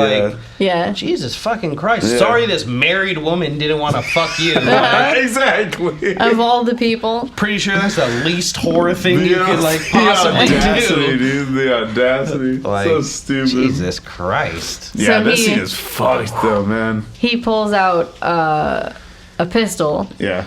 which has some bullets in it. Not all the bullets. A revolver. Yeah, okay. And he gives it to Lucy. And she puts it up to her own head. And she's looking at Red. And Red is looking at her like, oh, fuck, please don't do this in front of me right now. He's just like, he can't do anything about it, but he's just horrified.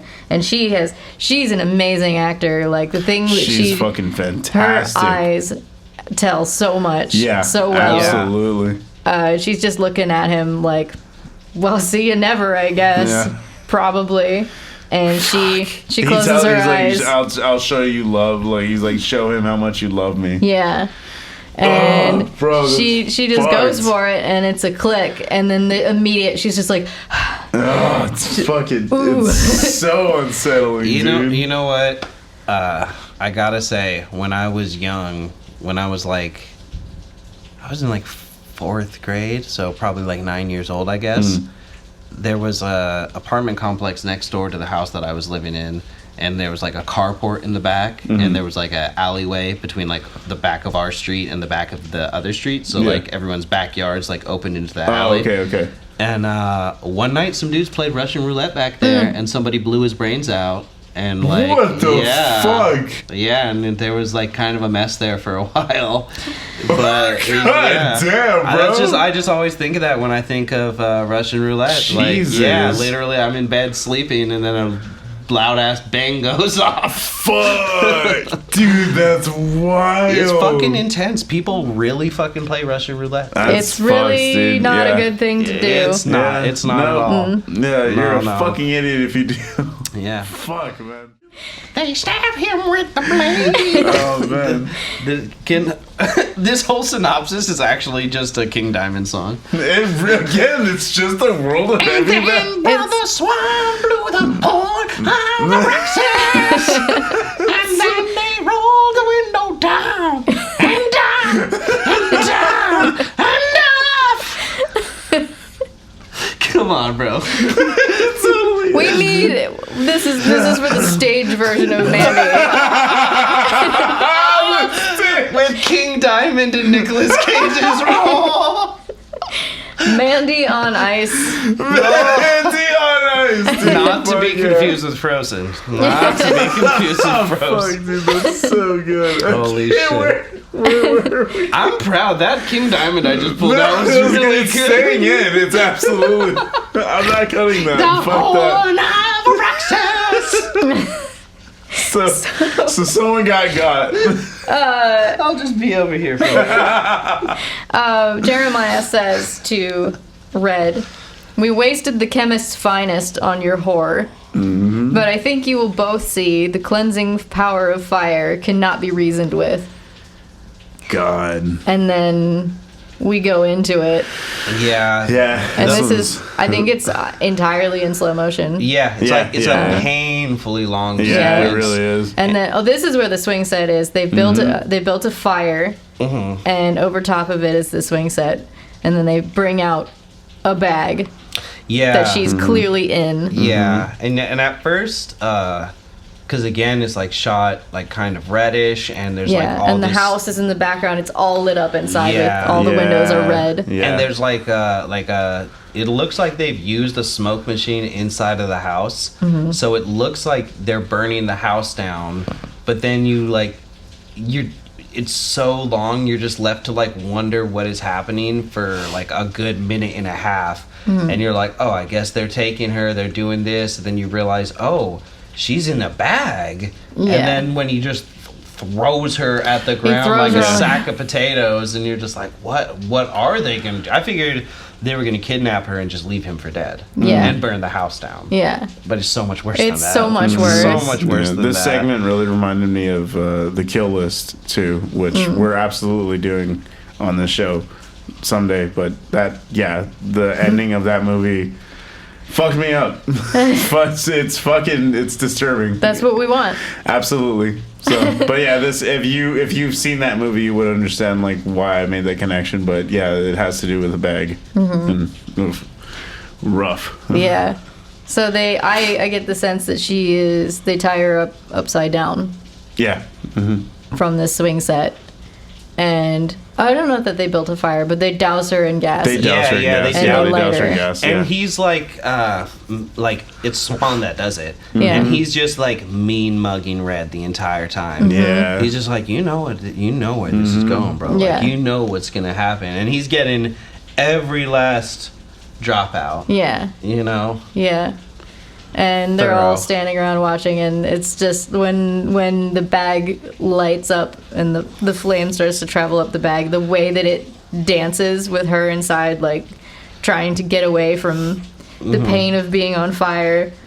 It's so fucked. Yeah, and her hands must be bound because she's not like punching, but you can see she's like her legs are flailing. Yeah. It's so fucking upsetting, dude. And when I looked at like the synopsis of the movie, it says that they hang her, and so I don't think I like clocked that, but I think she's supposed to be hanging by her neck while she's being burned alive. And the one guy is holding the other end of the rope, so she's being held up. Yeah, he's like she's a fucking stringing her up. pinata. Yeah. And then she kind of, it sort of reminds me of like you said, like the dancing in the flame. It reminds me of like those lanterns with like the like a candle and just like a bag. Yeah. You know what I mean? Yeah. Like, Yeah. It's a really crazy visual to see of a human being Yeah. burning It's so alive. fucking And then upsetting. this is cross-cut with Red just... And you can't hear him at all. He's just tied up. screaming, and he's dude. just like, his mouth is just open. Yeah. And he's just crying out. And this is where you can see, as he's screaming, that one of the knots of the barbed wire, it's in his mouth. So screaming is actively making that worse cutting and into- cutting into him like worse and worse.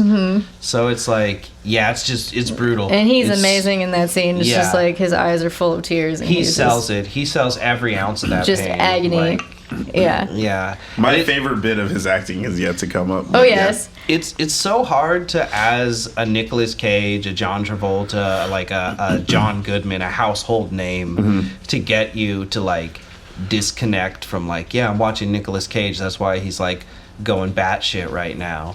And like in that moment, you forget you're watching Nicolas Cage. Yeah, Like of course. he achieves that, and I think he does it a couple more times in this movie. Yeah. Yeah, absolutely. He transcends. And then a cool thing about this scene is you get the reaction shots of the various members of the gang, and they're all having very different moments. Yeah, absolutely. Everybody's reacting very differently in this, which I fucking loved. That was so fascinating to see, because you think everybody's on the same page. They're definitely not. They're all dealing with this in different ways, and some of them are into it, and some of them are not into Very it. much so. And the guy who It's is like, so who has good. strung her up, he's like licking his teeth. He's like, ah. Yeah. And That Lucy, dude's so gross. yeah, Lucy just looks completely haunted. She like that knows. could have been me. That could be me any day now. Olwen's like, she's into it in a sort of fanatical way. She's Yeah. like, she's not fully there, but she's like, yeah, this is the cause. This is right. Yeah. But then also serves you right. Yeah, You're not that. you You're not bitch. so special after Yeah, all. yeah, exactly. I'm still here. And then Jeremiah just looks like he's having a bad day. Yeah. He's like, Yeah. well, fuck her. She had to die because she laughed at my pee-pee. Her ridicule will Yeah. live with him forever. Yeah. Yeah. Like, Killing her absolutely. doesn't make that go away for No. him. Because he heard it and everyone heard it, and he knows that she's right. And no amount of acid or Jesus Or can... dick flapping will Yeah. ever change that. And it's called the helicopter. Meatspin.com. How many spins can you last? We come from a different time. And then they just leave. They just pack their shit up and Yeah, go. dude, they just bounce. It's such a cold fucking scene. Yeah. Jeremiah's the last to go, and he has this moment of like, he comes to this front and center in the middle of this scene that they've created, and he's like shifting back and forth from foot to foot like he's about to say something macho, but he can't think of anything to say. And then he just gets in the van. That's so interesting. And there's Yeah. nothing that he could say Yeah. that could make this cool. Yeah. Yeah, but it seemed like he wanted to have a moment at Red before leaving, and he couldn't pull And it he off. just didn't have it. And I feel like their presumption is just, you're just gonna starve to death right there, and that's the end of it. Like, this Yeah. is the closed chapter. You've been stabbed through the ribs, if not in the heart, in the Yeah, lung. you're just gonna bleed out, and that's it. But- You're, if you pull out, you're gonna slit your wrist. Yeah. You pull out Yep. the bindings. Yeah. which is what he does and doesn't do it, but I'm like, oh, He it just- still is uncomfortable He to just watch, pulls bro. his hands out Oh, Yeah. and just drags them out. He like has that. He like blacks out and comes back like a few hours later. And oh, then, is this the animated sequence? No, No, okay, no, okay. I don't think so. Wow. It's soon. when. Oh, It's see? soon. You're right. I'm sorry. But yeah, it feels like he just like, it's this like second win. Like he could have never done it while Mandy was like, while that was happening, because he didn't have the presence of mind to be like pulled down. He's trying to just go forward. get Exactly, out, not yeah. Like Berserk. thinking. Yeah, exactly like Yeah. Berserk. Thank you, I didn't even think about that. Just When your arm is caught, maybe it just needs to come off. Yeah, I was waiting for it. I mean, yeah, you're right. It's exactly like what happens Yeah. to Casca in front of Guts. Yep.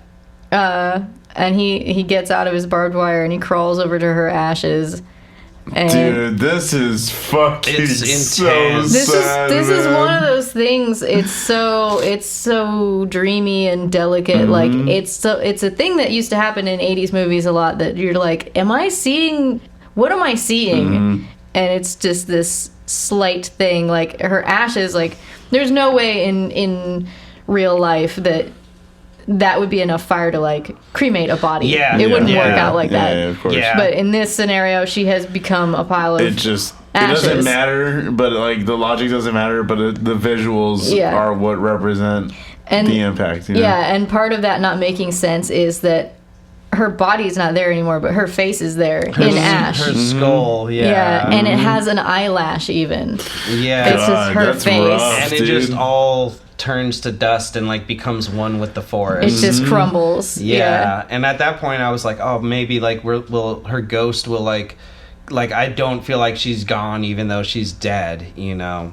And I don't think I was necessarily right about that, but I think like it does speak to like her magical connection like that she has of just she just becomes one. Yeah. And it's a trip. He's so fucked up. And then he comes back in the house. Oh, and shit.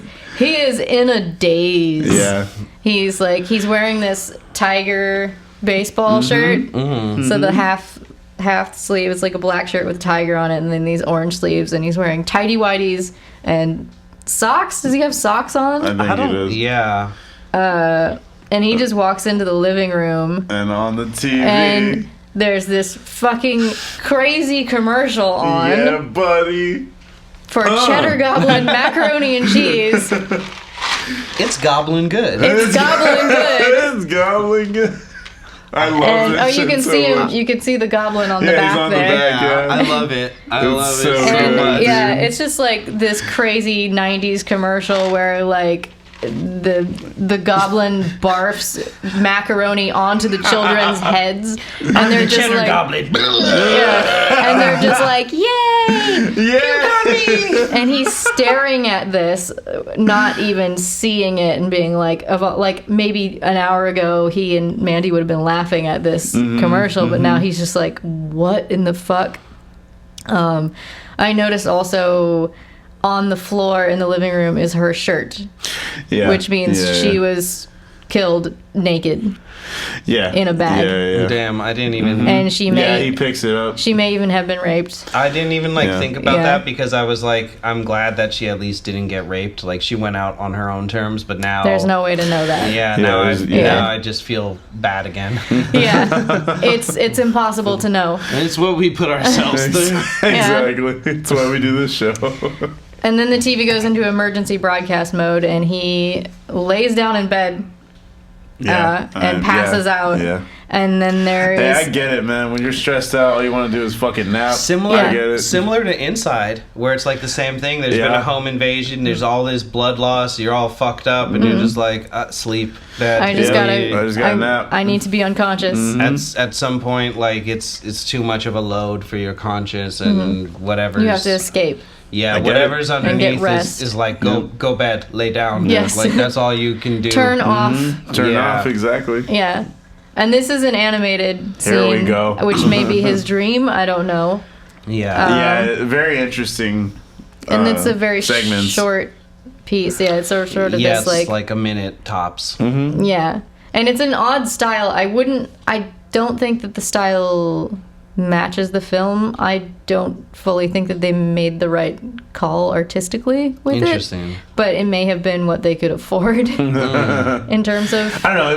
It animation's fit, expensive. yeah, Yeah, but it's it not kind of like fit, super high frame It rate. fit that sort of style with the heavy metal like animation. I feel like that's why I felt like it was in place in the universe. I was just looking for something. Boobopolis.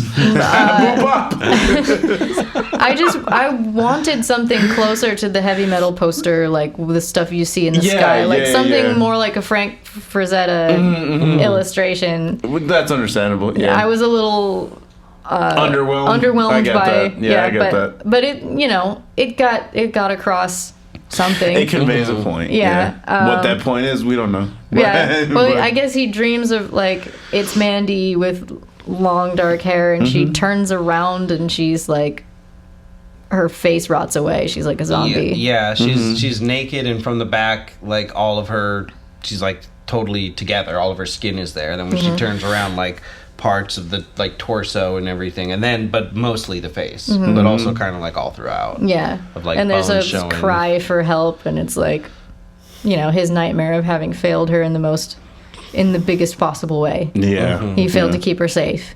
Yeah, Even though it's just like, you know, what are you gonna do, man? You were attacked by demons in your sleep. Yeah, demon bikers. What are you gonna do against demon bikers? yeah, exactly. Set of bikers, bro. Have you been murdered by demon bikers? Call the law offices of Sideshow and Skep. We'll get you the remuneration you deserve.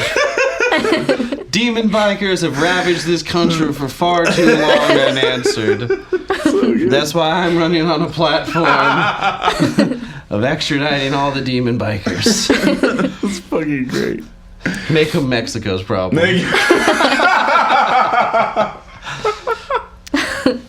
I think I just got elected in Kentucky. It happened. Yeah, you'll get the letter later. And then this amazing bathroom scene that... So good. Here we go. That's the best fucking scene. absolutely disgusting, fully orange and brown carpeted bathroom. But the perspective shift is so cool. It's for like sure. a wide... For sure. The cinematography is incredible. I just can't get over a fully carpeted bathroom floor. yeah, exactly. It just absolutely fucking disgusts me. Absolutely. Like, It's a nasty bathroom. Yeah, that's fair. Yeah. But I love how it switches from like you've been seeing this whole cinematic experience through like, you know, the stylized lens and everything. Gorgeous, and then it just pulls back and becomes like a sitcom for a second. I think it's like an attempt to be like, there's nowhere to hide. There's nothing pretty about it. It's just like, this is like what you feel when you have this impossible news of someone dying and There's you the can disconnect. not accept it. And you're like, what even is this? But then he just goes off the fucking rails. And I put it this way, I've said it to you guys before in private, but he displays all of the stages of grief in a matter of maybe minutes, but mostly seconds. Like, it is so fucking powerful. It is fantastic fucking art. Like, great piece of acting. It is incredible acting. It's one of the most incredible performances I've ever seen him give. And the camera is like, it moves in on him. It's like you become aware that the camera is sentient. And, Guys, I just put something together. What? I think Red is a recovered alcoholic. Oh yeah. Because he doesn't accept the drink. He turns down beer, then at this point in the movie goes into the bathroom and retrieves a hidden bottle of vodka from underneath the sink. Which is what drunks do. That's what they do. They just start putting bottles everywhere. Why is this in the bathroom? I was like trying to figure it out, and then just now it like clicked to me that it was just like, you're never given that. Mm-hmm. You're never given. It's only never implied. Explained, and then from there, the substances kind of rack up as it moves forward. They never stop.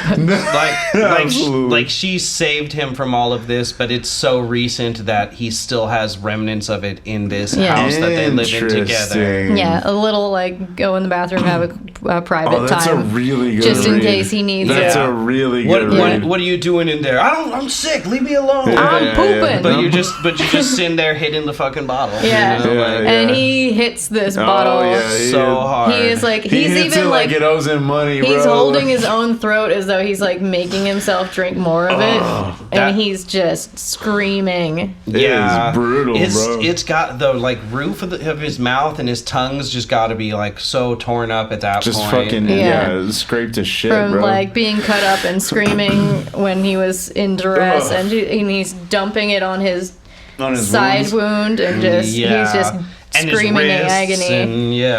And then he sort of falls backwards and sits down on the toilet, and the camera's like, here we go, and like moves in on him, and then he just starts screaming more and more, and he's just like fucking raging, and then he just starts crying. It's so good. It's amazing. It's just so good. There's this like, I mean, it's all fantastic, but there's like one specific moment that I really loved in there where like he transitions into the crying, and he keeps going. He's like, ah, ah, back and forth, and then he starts crying, and he like falls over, not falls over, like leans forward, and then he, like in one fluid motion, without stopping crying, he's just like blubbering, and then he just hits it in this way where it's just like you would just choke yourself. Yeah. You know, like Yeah. you're like sobbing and everything in it, but he just like goes from a sob into the hitting it back into sobbing without like any like segue on, and on that's any side. that's how it kind of lends to your point that he's an alcoholic, like he can just do these things, you know. Yeah, like, he can just kind of he goes from turning down a beer to like drinking half of like a rather big bottle of vodka. it's fucking like, massive. That is more than 1/5. Yeah. Damn, that's sad. I just realized that, and that really, you know, it adds another layer to this character for sure. Yeah, and it's fantastic. that was probably something like he was probably still an alcoholic when they met, and she helped him out of it. I would like to go back and see at the bar scene if he was holding a drink. Yeah, that'd be interesting. Yeah, you know. And then the next scene we see him, he is now wearing her shirt, which says 44 on it. Yeah. He has, I don't know, I feel like they share that shirt, but it's like her nighttime shirt. Yeah. And he is arriving at a trailer to pay someone a visit. The trailer says "fuck off" on the door. Yeah. And he knocks on it, and the guy opens it up, and he's like, "Can't you read?" That shit's so and funny. he's like, "Oh, it's you." This really cool guy who lives in here in the middle. Another person who lives in the middle of nowhere is just like waiting for trouble. And Red says, "I've come for the Reaper." And he's like, "Oh shit!" She's like, I have it, perfect condition, just how you left it. So what are you gonna do with it? Yeah, and you're like, okay, so here's some more stuff about him that we don't know. He has this thing, which you see, the Reaper is a crossbow that he doesn't keep at home. Which maybe he used to hunt, and he gave that up because she loves animals. That's my guess. Well, he just says, "I'm going hunting." Yeah, he's like, what you gonna do? And he's like, "I'm going hunting." But like, and I just pieced this together. I'm like, what is his past? It's like this weird thing. Like, why would you call this thing the Reaper? But like, I remember like the scene of her with the deer. Like, she would never let him kill animals, even for food. Probably not. I don't know. So that's probably another thing that he gave up for her. Yeah. And he's not going to get rid of it because it's a good tool to have, but like he's going to keep it not even on their property. Yeah, I was a little like, don't like what? How far are we going to go into this of like I have a badass past and everything? Right. But it ended up being like striking just the right balance. Yeah. Because I was a little worried he was going to be like. It's not like he's John Wick or something. Yeah, that's exactly where we thought this was going. Yeah, that it was going to be like, been a long time since I killed a man. You know, like, yeah. Which he does go John Wick on the motherfuckers in a sense, but yeah, but it's not as sensational, I guess, as John Wick. Not as much gun kata. Yeah. There you go. The guy's like, if you're going hunting, I got some other shit you might need. And then he has these arrows that are like super duper sharp, and he says, "Made it myself, cuts through bone like a fat kid through cake." These lines Can't confirm. God.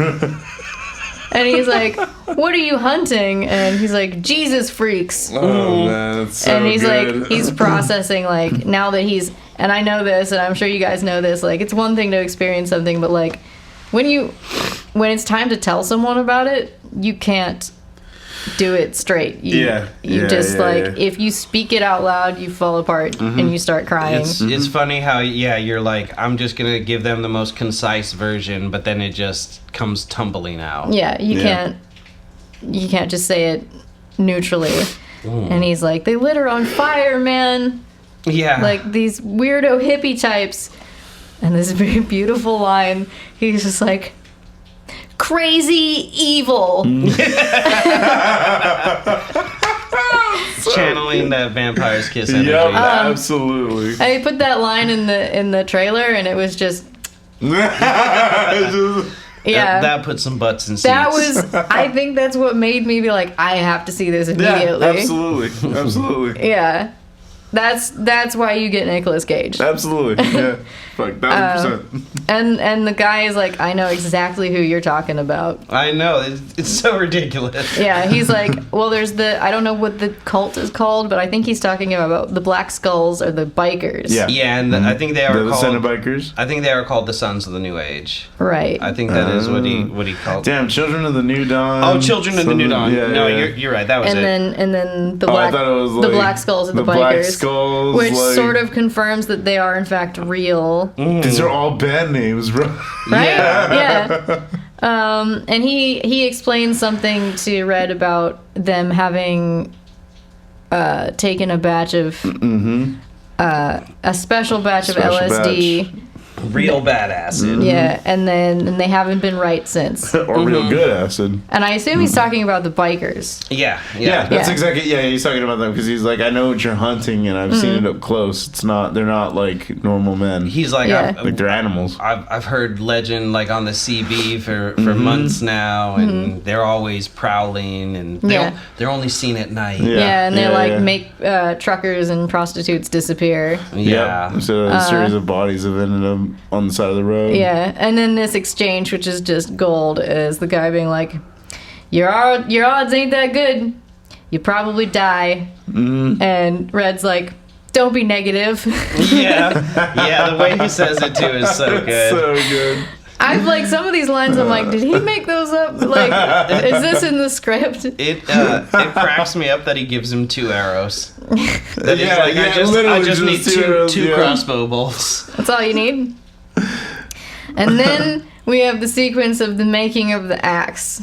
Oh, Yeah, it dude. just cuts to him fucking Here we- doing metal working all of a Yeah, sudden. Where dude. he does this, I don't know. Is this Where? at his house? Doesn't matter. Doesn't matter. Fact is, it's getting done. It's just a badass scene It is. with It's some a lot of badass fun. music. It He is. just visits a local forge. Yeah, and he's wearing your shirt. He's got these aviators on, Yeah, and the goggles. just he's like pouring this silver liquid into this mold, and then you see this crazy looking axe that's just like a metal, So like fucking cool. heavy metal prop. Yeah, it's such a Exactly, fantasy literally. weapon. It's got like the Klingon weapon, like the handle in the back to hold it, and then it's got like a knife jutting out of the bottom of Yeah, it. it's- I feel like people who have been hearing us say heavy metal don't understand that we're actually talking about like IP. Yeah, the heavy metal magazine. Like go Google this right now. I guess if you don't know what we're talking about, but literally it's just that aesthetic for this entire movie. Yeah. Yeah, and he's just like hammering out this insane weapon, and then it's like this like display So shot where he's cool. holding it, and then Yeah. just like the lens flare is Fucking- just coming, like the light is pinging off of the edges of Yep. this thing. It's like when Link opens a treasure chest and turns around. And then it cuts to the title Title card, man. Mandy. Like 70 minutes in. That's gotta be a Yeah. record. That's gotta be a record. Dude, At okay. least so far on this show. And we haven't we haven't gotten the answer directly, but I think the reason why we see that is because it's called Mandy. The actual weapon, he names it Mandy, I want to say. Yeah, that makes sense. It's But a they labor don't- of love. Yeah, Yeah. you know what I mean? Like, I feel like that's the reason why we get that, but like also, yeah, if you just drop a title card after that, like, this is my favorite movie of all time. Like, Jesus Christ. yeah, it's just brilliant. It's fucking amazing. So then he's on the move. He has his weaponry now, and he's just like speeding down that country road at night, and he's just out chasing Cenobikers. And he's like, it's sort of like it's hard to tell where everyone is or what it feels like it's a sped up version of how he spends his night. I think he takes out. Does he just take out one? While they're going, yeah, he lets the last one, the straggler. He takes just him shoots out. one Yeah. and then Yeah. and I think there's a part where he like runs one down Yeah, that's part of this whole sequence. with his truck, and he hits the four-wheeler and it flips his car. Yeah. Because it's like... Yeah, it's a demon four-wheeler. Yeah. Demon four-wheeler. It's like there's this like scene, no other explanation. It just doesn't make sense, but it's so cool. There's this scene in the movie, the animated film Triplets of Belleville, where they're having this crazy car chase, and all these goons are like trying to like protect their boss. And this woman with a baby carriage walks out into the street during this car chase, and you're like, oh fuck. And this like long ass Rolls Royce vehicle hits the baby carriage at like 70 miles an hour, and the car just gets destroyed by the baby carriage. And then the whole thing is like flying over top of the carriage, and the baby's just like, ah. That's fucking great. That movie is crazy. It sounds like it, yeah. It's excellent. Yeah. So it's that sort of thing. The shot that he gets on him, I was like, there's no way that this dude is going to hit a moving target on a motorcycle from the roadside with a crossbow. Yeah. And then he does, and I'm just like, how much did you have to, like, lead the target to do this? Just the right amount. 2 fucking miles away. Yeah. Like we know from video games, Yeah, you exactly. you have to aim in front because they're gonna move into there. Yeah. But with he shot like a good 40 feet in front of where that dude was. Yeah. It's just like, this'll get you. Yeah. And it just got Just him in the nail neck it. or Yeah. whatever. Yeah. And yeah, when he comes around in the car, it's just hella funny to me because the biker's just like still hella disheveled, like disoriented, like, oh, what the fuck just happened? And then he turns around and he's right there about to hit him. And I think he does kill him there. I think he does. Yeah, he takes out one of them. I wanna say, yeah. There's not many of them. There's like 5 at like, most. Yeah. So, what happens between the two of them? Because he wakes up and chained to a pipe. Yeah, he wakes up chained to the pipe in a weird ass industrial room with just like an open pit in the middle of it. And the weird, like, skinny one is on the other side of the room doing whatever. Creepy shit. Yeah. Assorted creepy shit. Yeah. And he's like, one hand is nailed to chained to this pipe, and his other hand is nailed to the floor. Nailed to the floor, yeah. And I was thinking he was going to have to pull his hand over the top of it. Ugh. Yeah. Just the whole thing through the hand. Yeah. It's wild, bro. Yeah, and then the Senna biker comes over to him and like is like gurgling in his face, and like Yeah. he cuts his chest, and he's like, "That's my favorite shirt." Yeah. Which is such a weird thing to say after these guys helped burn your wife to death. I mean, it's his wife's shirt. Yeah. It is, He's but like, it's kind of "Fuck you." it's kind of just like bigger shit's going on at this point. Yeah. My brother in Christ. And then when the Senna biker is not looking at him, he's like busy trying to loosen the pipe, which is like hella loose. People in movies are so good at loosening pipes to get away from where they're tied. But I imagine it'd be such a pain in the ass. You gotta be. That's a skill you acquire. Yeah. And then the Senna biker comes back over to him, and it's another golden exchange. He's like, he says to Red, "You have a death wish." Oh, yeah. And Red's like, "I don't want to talk about that." Yeah, it's so weird. Mm-hmm. And then he's like, "You're a vicious snowflake." And then he like I love that. he jumps the guy like he actually had gotten loose, and he just like hits him and knocks him into the pit, which is bottomless. Yes, Bro, fucking seemingly, but you do hear where the fuck him is this place? like make contact with something. He just falls into the darkness. Yeah, then you do hear the like. Yeah. Yeah. But it's like, where the fuck is this? Like, Yeah, it's just some makes no vaguely sense. industrial. None of it Yeah. makes any sense. Nothing. But yeah, like I don't think you can see the pit right away, but like as soon as he falls into it, you're like, "Oh, well, this room is weird." Like right before they start struggling, there's like a wider shot where you see that there's like some opening, and then when he when the pipe comes down and he hits him with it, and then he falls in, it's like a top down where you can't see anything because it's just an abyss.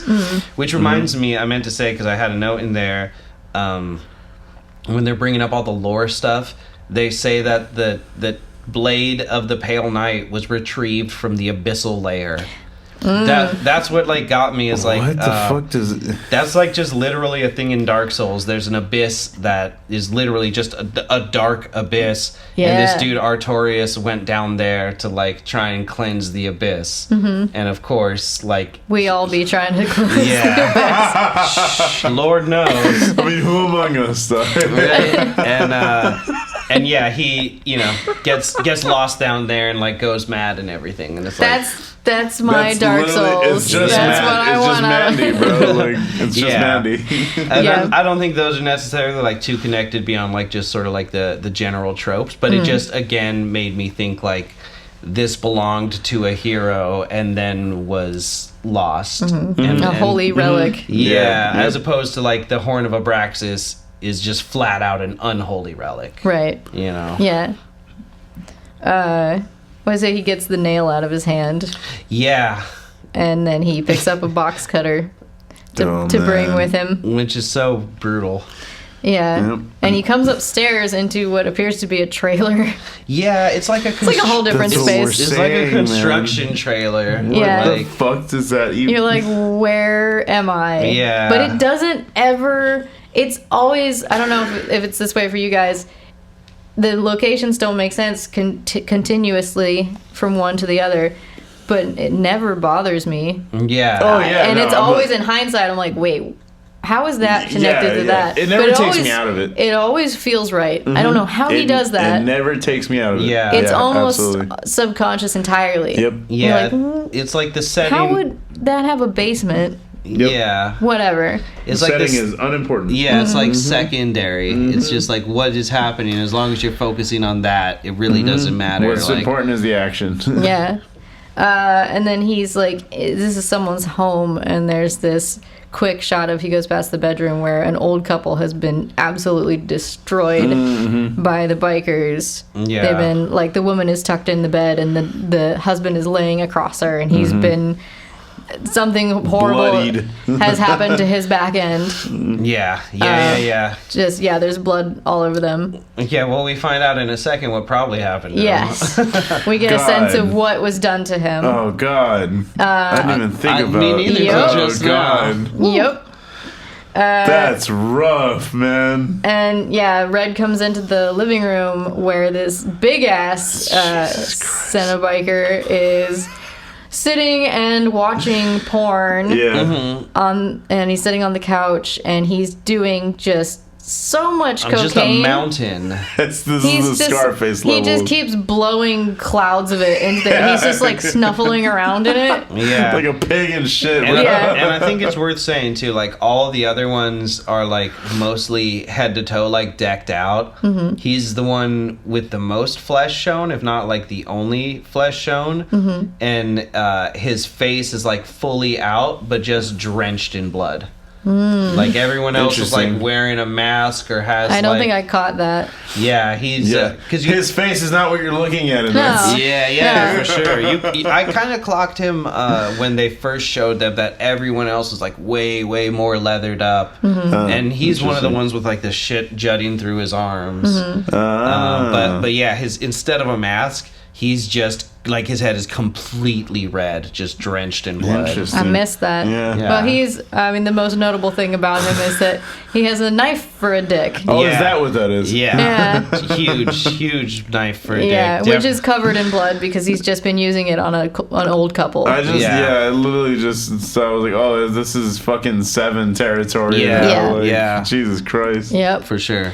And of course, Red is standing behind him, being like, "Okay, how do I deal with this motherfucker?" In this, and I feel like it's just worth saying because it's just like such a visceral like location. But like, even though these old people have been like living there, it just immediately looks like these guys have just like partied years worth in this place. There's just cans and ash and cigarettes and just everywhere. Every surface is just absolutely covered with just debris. Yeah. Unless that's how the old couple. I mean, possible for sure. And that's it's like, their porn. Exactly. Yeah. And it's their porn. Well, I mean, it's vintage. Yeah.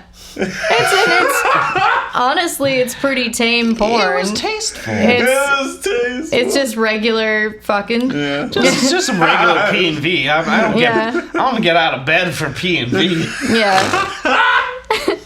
So I don't know how Red is like trying to get the drop on this guy, but he fails. I guess like the guy just turns around, like he senses immediately that Red is behind him. He sees him in the TV. Oh, he sees him in the reflection.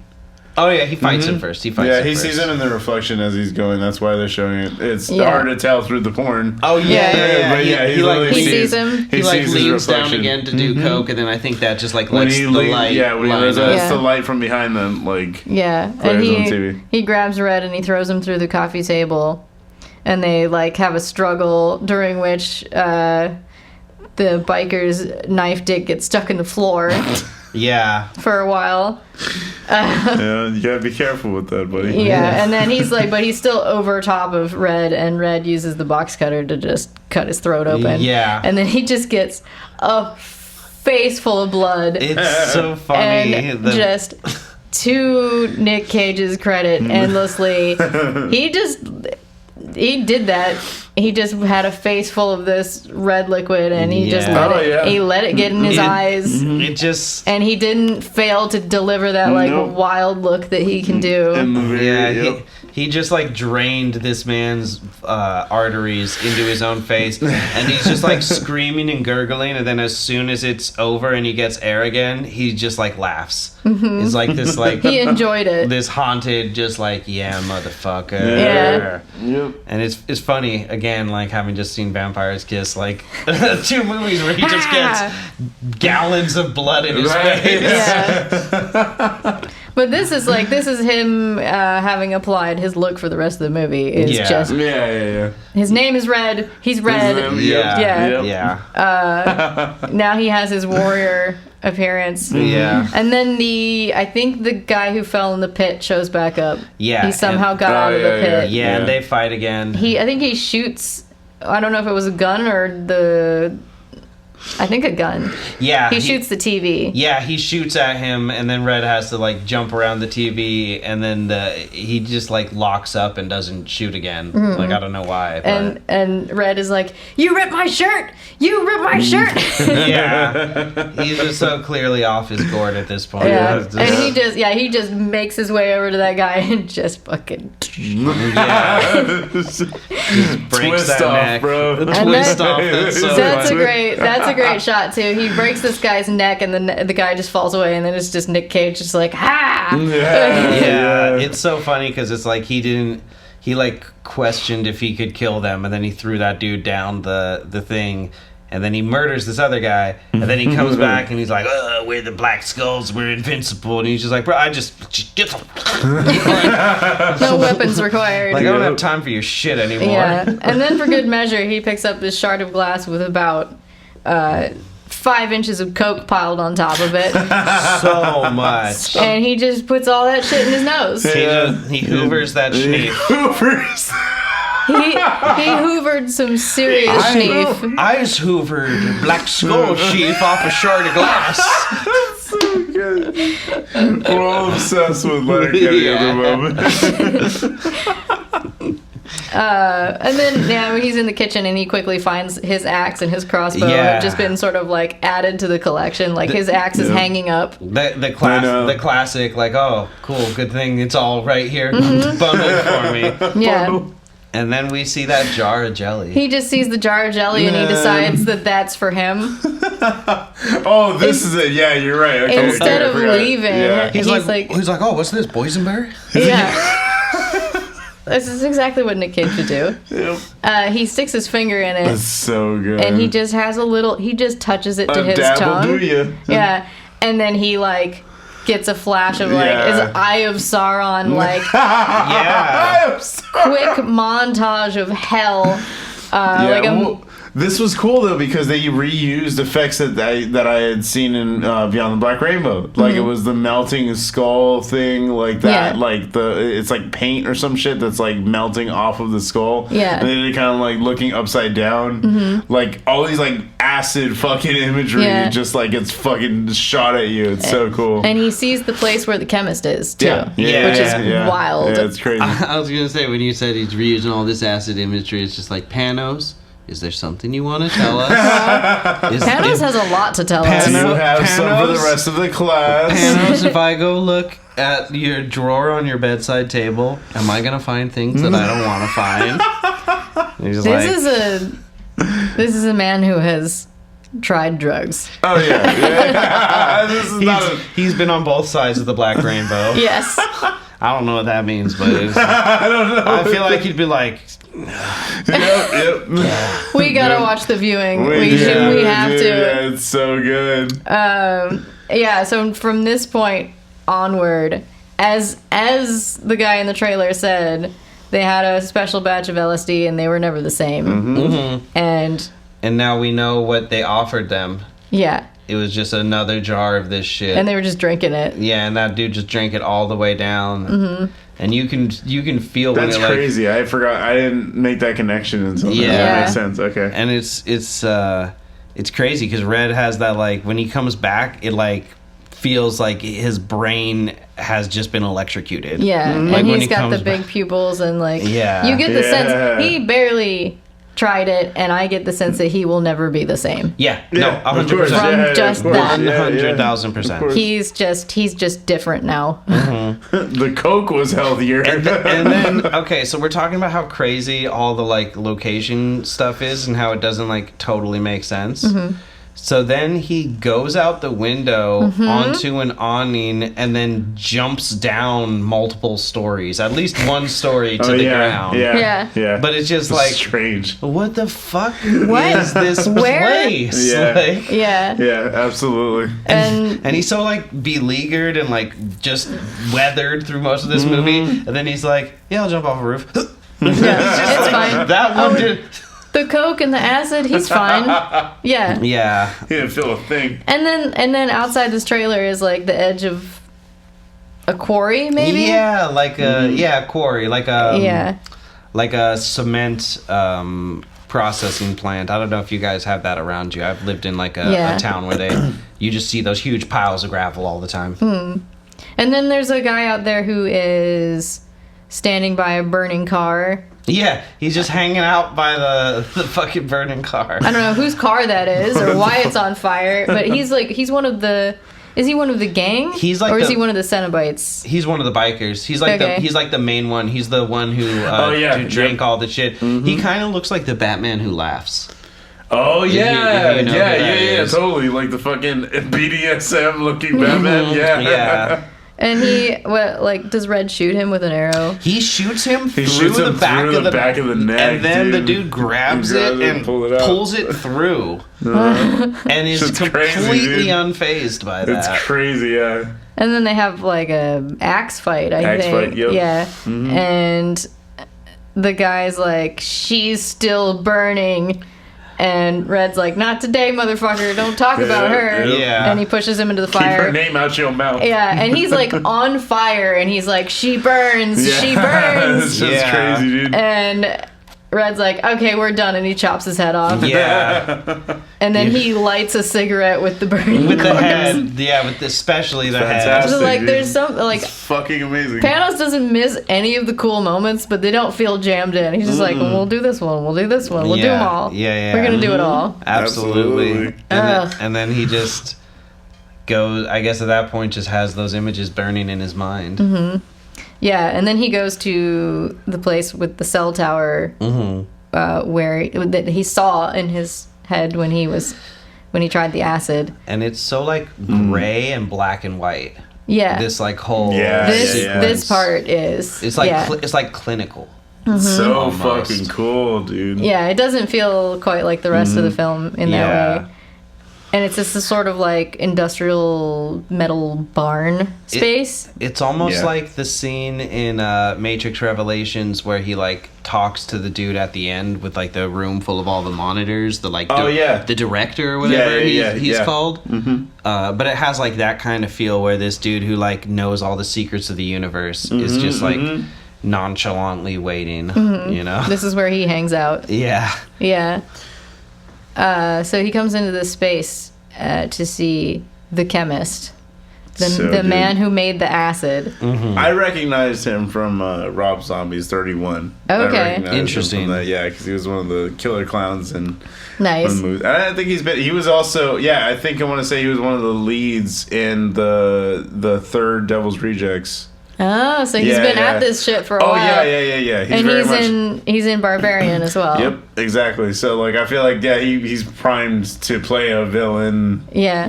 Character. Yeah. So, but yeah. He just has such a aura. He's fucking face, he has, bro. That's a jawline Antlers right Holst there. energy. He's He's sort of like Antlers. Yeah. Just sharper features. And more Germanic. Sharper antlers. As far as I can tell, they don't show him full figure, but it seems like he's naked and wearing an apron. It feels like it. That's interesting. And he's facing. When you're on acid, what clothes don't matter. Yeah, he's facing away from the door, so he doesn't see Red come in, but he knows he's there because acid. The temporal powers that acid grants and you. he is just his third eye is open. That's how he saw him. He's just mixing the chemicals in a tray with his bare fucking hands. He's just got his hands fully in there. Yep, that was insane. And he's making his tabs. I didn't realize that when I saw it at first. I thought he was developing negatives. No, as soon as I saw it, I was like, he's developing something.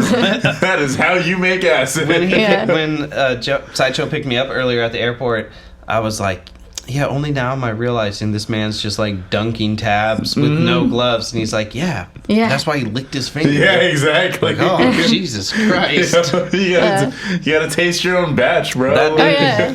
And he reaches for, he has this golden gun on the table next to him, and he puts his hand on it. Yeah, I forgot about that. It's a Luger, too, which is basically a Nazi gun. Yep. And he decides not to use it. He's like, no. Yeah. And then he turns around, and this crazy soundtrack that's been going on, he turns it off. It's the music that he's listening to while he cooks this shit. And he sees Red is here with an axe and a crossbow. He means business. He's covered in blood. This is a man who might be here to kill me. He's not really concerned about that because he is beyond those things. Yeah. And he's he puts his hands up don't shoot me, but he's hang on a second though, and he has to let me finish this. Taste the acid and see if it tastes right. You saying that he's beyond those things just reminds me, there's an old Spider-Man cartoon where there's a cosmic character called the Beyonder who's probably going to end up showing up in the Marvel stuff very soon. And he literally says to Spider-Man, I think it's an old 60s one, he's like, I am one who comes from beyond. You may call me the Beyonder. And it just seems like the kind of shit that the chemist would would straight face say. Yeah. It means every moment of it. Yeah, I do come from beyond. It's the acid doing the speaking for him. Yeah. And I don't remember what the first words between them. Well, Red doesn't say a goddamn thing. Yeah. The chemist does all the talking. I think he puts his hands up. I think he's like, oh. Yeah. And he's he tastes the acid and he's like, oh, yeah. That's the stuff. And then he nods to the other side of the room where there's a big ass cage with a tiger inside. Yeah, dude, that's fucking... In a pile of rubble. It's a fucking music video again. Yeah, absolutely. And he's like, that's Lizzie. When she's calm, I know it's good. Yeah, that's so insane. Mm-hmm. That's so fucked up to consider. They're fucking drugging that tiger, bro. Yeah. That is. It's really fucked up. And then Red just stares at him. He doesn't have anything to say. Mm-hmm. And then the chemist realizes, and he's like, "Oh my god, you're right. You're so right." And he just gets a button and pushes the button and lets Lizzie out. Bro. That's fucking crazy. And she just slow motion trots away. She doesn't fuck with Red or anything. Yeah. She just leaves. And he's like, oh yeah, you're right. I shouldn't have kept this tiger. He's totally just reading his mind, and he even says, he's like, I'm so sorry that they put you through that. Like they're always they're he always sees, doing too much. Like essentially, he just sees Red and he's like, oh man, they wronged you. That's what he says. He just knows it. He's like, they shouldn't do that. Essentially, why they gotta be like that? He like almost verbatim says that. Like which is like so cool, but also like so shitty. That's fucked up. It's so weird. Like he was content to just give them drugs, but like now he cares that they're doing bad things. But it's that same sort of like toddler like lack of object permanence of like suddenly he sees someone that all of this is hurting and he realizes that like from step one it causes pain. He's from like, testing it on Lizzie it's causing pain. You know? And he just suddenly has like I don't know, maybe a moral shift. Just like suddenly realizes all of this. But he's also a space cadet. Yeah. He's crazy. And he says to Red, "You exude a cosmic darkness." And then almost as a second thought to that, but almost as a separate thought, he's like, "Can you see that?" And then they cut to Red's feet, and he's surrounded by like his feet are buried in like a layer of black millipedes that are like squirming around. He's like, you see that you exude cosmic darkness, but also can you see those millipedes? Yeah. Because I see them. It's like weird shit, right? Yeah. They're on that like synced up trip. Yep, exactly. And then he like receives, as Joey said, he receives a message from space. He just like puts his head back. Yep. And he's like, this just in. Dial-up modem sounds. He's like, north. Which is what the only question Red had was, where are those motherfuckers? Yeah. And he's like, oh yeah, they went north. And then there's like a cutaway like interlude with the sky with all the fucking crazy clouds, and there's a tiger in the sky, and it's just like, literally becomes an and album you're like, cover. this fucking movie. It's it becomes a Scorpions album cover. It's a prog rock wet dream. Or it's one of the the way I put it was one of those like gas station blankets you see. Yes. It looks like the image. One of those you ever just see like a van pulled up on the side of the road and they just have all the like weed leaf the Mexican throw blankets. Yep. Hey, those are comfy. Oh yeah, they are. Just get it deloused first. Oh man, that shit was so good. Yeah, when I saw that, I was cracking up, dude. So like, then, I used to sleep in that. It's a good blanket. It is. You keep saying it, but it really is like Frank Franzetta. Yeah. Like, super in his kind of wheelhouse. I hope I'm saying his name right. I'm not sure. But it's either Frazetta or Franzetta, but let's call the whole thing. It's off. fine. sorry, illustration professors. I mean, he's a super badass. And then he takes off on a four-wheeler to head to the quarry. There's another animation dream here. Yeah. Where, like Zombie Mandy is reaching into the insides of a wounded beast that sort of, I think, might be red, maybe. Interesting. But it's just like, it's like a big ass panther or something. She's just like reaching into his guts, and then she pulls out this glowing green stone. Wild. It's just like some shit she would have been reading. Yeah, totally. And I think her eyes turn red or something. And I wonder if it's like, like a big part of their connection is probably he gets home from work and she just like tells him about the books that she's reading. So it is probably just all these subconscious fills his world with this imagery. Yeah. So it's just all of that is, because like as we know, as sensible people, the dreams are just your brain randomly firing off, and especially things from like the previous day or week or like what's currently relevant. But mental real estate. just being like, I want to be connected to her. Yeah. And so just all this imagery. Yeah. Just having these dreams of these kinds of things that she would have told him. And then he wakes up, like, I guess he passed out somewhere and got really tired and... Blood loss. Yeah. I think he's in the woods and, like, there are tree stumps, so he's kind of ended up in a place that he probably logged earlier with his crew. That's an interesting catch, which means like he's very, very far from home at this point. I would say, because he was being choppered in and out before. Yeah, and he's just kind of like traveled out here, and he sees like he's sort of like looking into there's this like fucking wide quarry that they've shot with this incredibly wide lens, and at the bottom of it is this triangular church or a pyramid shaped church. Yeah, dude, this down at the bottom is fucking gorgeous. There's just like deep ass valley. Yeah, and you're like, who the fuck built that down there? That doesn't go there. It's like they built it, and the people who work in the quarry will come back on Monday and be like, who put this church here?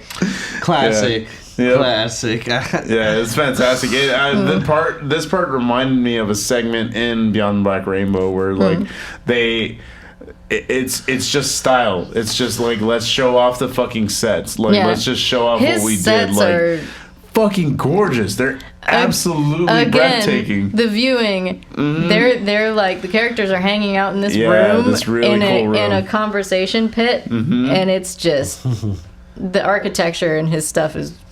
It's fantastic, Yeah. dude. The conversation pit is pretty boss. Oh yeah, Honestly, that's pretty fucking awesome. That's home goals. That's a vintage thing that should never have gone away. Yeah. Bring it back. Bring it back. Yeah. Let's open up this pit.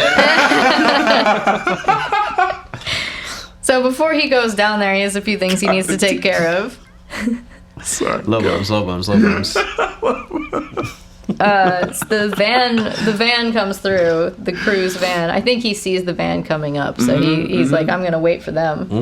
And he throws like those jacks into the road. Fuck up tires. Yeah, that he pulled out of like their sink. That's where he got them from. Oh, is that? Where did he get them from? When he was grabbing everything, when he was getting all of his gear, he grabbed like some stuff out of the sink, and I was like trying to figure out what it was. Oh, okay. And then once we saw these, I was like, oh, okay, so that kind of makes sense. Because these guys are, like they said, they're like knocking off random truckers and stuff, so it makes sense that they would like... They use them on people all the time. Yeah. That makes sense. Nice. Wow, trip out. Well, that makes it even better. He's like using their tools on them. Yeah, exactly. Hell yeah. The tide's turned. They're like, oh, if you mess with us, the God hand will show up. They're all dead. So in the van is Brother Swan and Lucy.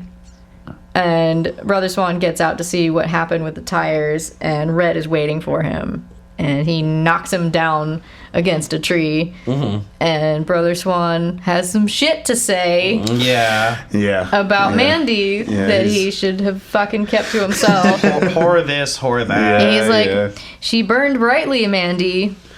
But don't you think it's better to burn out than to fade? I love that. And he says, don't you think it's better to burn out bright than to fade? And he does not get to finish that sentence. Because Red sticks the end of the axe all the way into his mouth and probably through the back of his head and into the tree. 100%. And then I think he might like twist it a little bit too. Like he like rips his jawbone all the way open. And I love that it's he pretty uses great. that line though. It's so fucking funny, dude. The like interruption of it seems like he's like, yeah, fucking try it for yourself then. Yeah, exactly. Like, how about you die in a spectacular way and you tell me how fucking great this was. And it's great gore, and it's a great performance of death. Just like the look in his eyes from like, oh my god, this hurts even more than I thought it could possibly hurt. Yeah, it's so well delivered. And I'm drowning in my own blood. Yeah. Absolutely. And then he turns to Lucy, and she's just sort of like, she's very serious, and she's like, I mean, I almost died yesterday. I'm probably gonna die right now. And he just turns away from her because he knows that she didn't have anything to do with any of this. Like, she's clearly a victim, and he just leaves her. Yeah. And then I think he's getting into the quarry. Maybe he's towards the top, or I don't know how far down he is, but it's nighttime now. And he comes up on, is this the mouth breather? This is cleaning his car. I think it is. It is. It's like it has rained recently, I think, and the car is all wet, and he's still like wiping the car down with spit. Yeah. for whatever reason. Disgusting. Yeah. Because he's just gross. That And he's like gross. whistling and cleaning his car by firelight in a quarry. Like the fuck. Yeah. They don't have much to do out there. Every member of this cult is currently doing their own thing. Yeah. Yeah. Again, heads full of acid. We cannot I don't know how they like when they're like, we have an early Monday morning meeting. Everybody meet by the big rock. Yeah. Does anyone show up, or is everyone like off licking walls? Yeah. Jesus. They show up at different rocks. Yeah, maybe I don't know. Someone's in charge of making sure they all get there. Oh, it's so Boss, good. big is subjective. That's a huge rock. That's a huge rock. I'd say that one's a large rock. Define big. I wrote down a douchebag's death for a douchebag, but I yeah. didn't write down how he died. I don't remember how he died either, but He he just literally comes just gets up on got him. real quick. Like, Yeah. I think he stabs him or some shit Something, with the fucking something. The sword part of the axe. Yeah, sort of part of the axe. It's not really memorable. It was just like, oh, here he is, and there he goes. Yeah. Yeah. He's just quickly out of the way because he doesn't matter. It doesn't matter. No. Yeah. And then Red comes upon the skeezy looking guy. Well, he finds the chainsaw first. Yeah, he picks himself up a This chainsaw. fucking scene, dude. And he doesn't really prepare himself per se. He's like trying to start it and it's not starting. And then the guy's like, huh? Oh, you want to fight? Oh, This is chainsaws we're doing. funniest It's the funniest fucking scene, fucking dude. just like dick measuring moment. So good. It's so absurd. It was like, for me, as ridiculous as the rest of the movie was, why is this where I feel like it jumps the shark? It is, I mean, because you can just hear it in the pitch meeting. So But what if What if- there was a chainsaw fight? Yeah. Yeah. Oh So my the other God. guy picks up a much longer chainsaw. The way he drags it out is like holding it by like the handle, I guess. Yeah, yeah. And then he like drags it Slowly slowly, reveals but he what- just keeps He just walking. keeps going. Yeah. Is it like a 4 or 5 foot blade? Yeah. I don't, dude, it looks like the size of this fucking ladder that I'm looking at. Yeah. It looks It's like that large. length. It's fucking massive. And those are like normal things. Like you do have huge fucking trees that Yeah, need, like that Red's need to get probably sawed used one of down. those. Yeah. Like it is a real. But this just looks chainsaw. cartoony as Yeah, fuck. it absolutely does have that like. That like Woody Woodpecker, like the thing they're carrying just It's- keeps going. Yeah, it's a Looney Tunes ass fucking. Yeah. And then they just like have a sword fight with those. It's so ridiculous. And Red can't so get good. his started for hell long. Yeah. Yeah, So he's just like struggling with it. defending. He's and, just blocking. Yeah. And I think he loses his chainsaw at one point. Yeah, I think he knocks away the big one first, and then the other guy knocks his away, and then picks up the little one, and starts coming at him. And then Nick looks over at the car next to him, and he's like, "That's right, I used to be Ghost Rider," and picks up a chain and throws it at him, and like pulls him onto the chainsaw. Yeah. It's just like was it the long chainsaw that was just running on the ground? I think Or it's or the one short he's one. it's the one he's holding because when he like revs it and then he pulls him down Yeah. onto it so he just like falls Yeah, flat. Yeah. So it just dope, starts dude. like Yeah, He's you just like have this- seizing ripping on into top of him. it. You have this So good. high angle of the guy just laying on top of a blade you can't even see, It's so and there's good. just The splatter's red just out the side. spraying out. So good. I'm pretty fucking certain that was a Ghost Rider joke. Yeah. Like Could I'm be. pretty fucking sure that's I what don't that give was a supposed fuck. to You be. made it first. It's so good. He like wrapped it around his arm and then did. and just pulls him down. It's sick. I was Ghost. So good. Pen and stare, bitch. Oh fuck. So that's like So many comic references. Today. Yeah, absolutely. that's almost all the cronies. Yeah, And then he's yeah. down there at the bottom where the church is, and you get to see this church up close, and it's just gorgeous. It's like a straight up a triangle. It's got kind of that like Midsummer kind of vibe. Midsummer. Yeah. Welcome to A24. Welcome to 24. It's giving me A24 vibes. Yeah, it's got vibes. I'll say it. Shout out to all you idiots at the A24 film group. Look, I know who you are. I know that most of you guys in that group think that this movie stopped being literal when drugs came into it. Yeah. And you're just bad at watching movies. I'm sorry. Just keep it to yourself. We can't all be right. It's fine. But this church also reminds me of the one in There Will Be Blood because of the open air cross shape that's cut out of it, which is like, and also kind of like the surrounding area. Yeah, has that same desolate. Yeah, it's the kind of church that you have when you live in the wilderness. Yep. It's like simplistic, and then of course it's Bear like Grylls would pray at that church. Yeah, and we're back to like some of the a lot of this in between scenes are shot with like pretty straightforward color. Like sort of a vintage color, but like we're back to like purple and orange and the prog rock. You're like, welcome to the church. That's what the fuck I came for. Yeah. Fucking Hosier starts playing. And there's all the beams in the ceiling, and it just looks so cool. And he goes inside, and he goes up to the pulpit, which is like a tree stump, the country church. And he goes behind the pulpit. He actually stops and like stares at the Bible for a second. He's like, okay.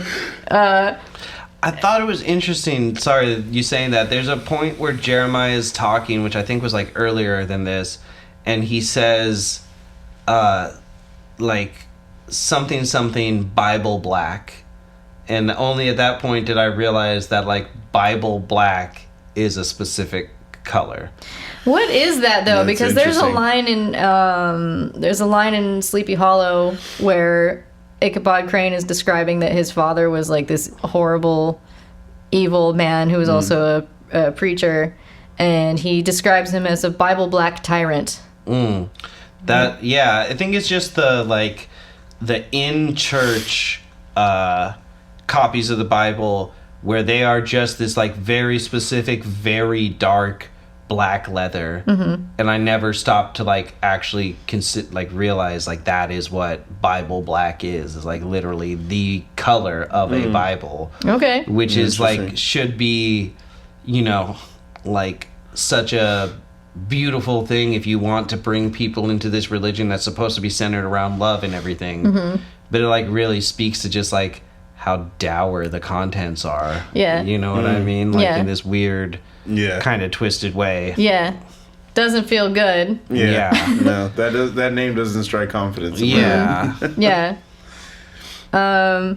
like I thought it was interesting that in the middle of all this he has time to like look at the Bible for a second for whatever reason, or be like, oh wow, like it's almost like he was just surprised to see one there, like, oh, they're actually trying to read this, or like you don't know whose church it is though.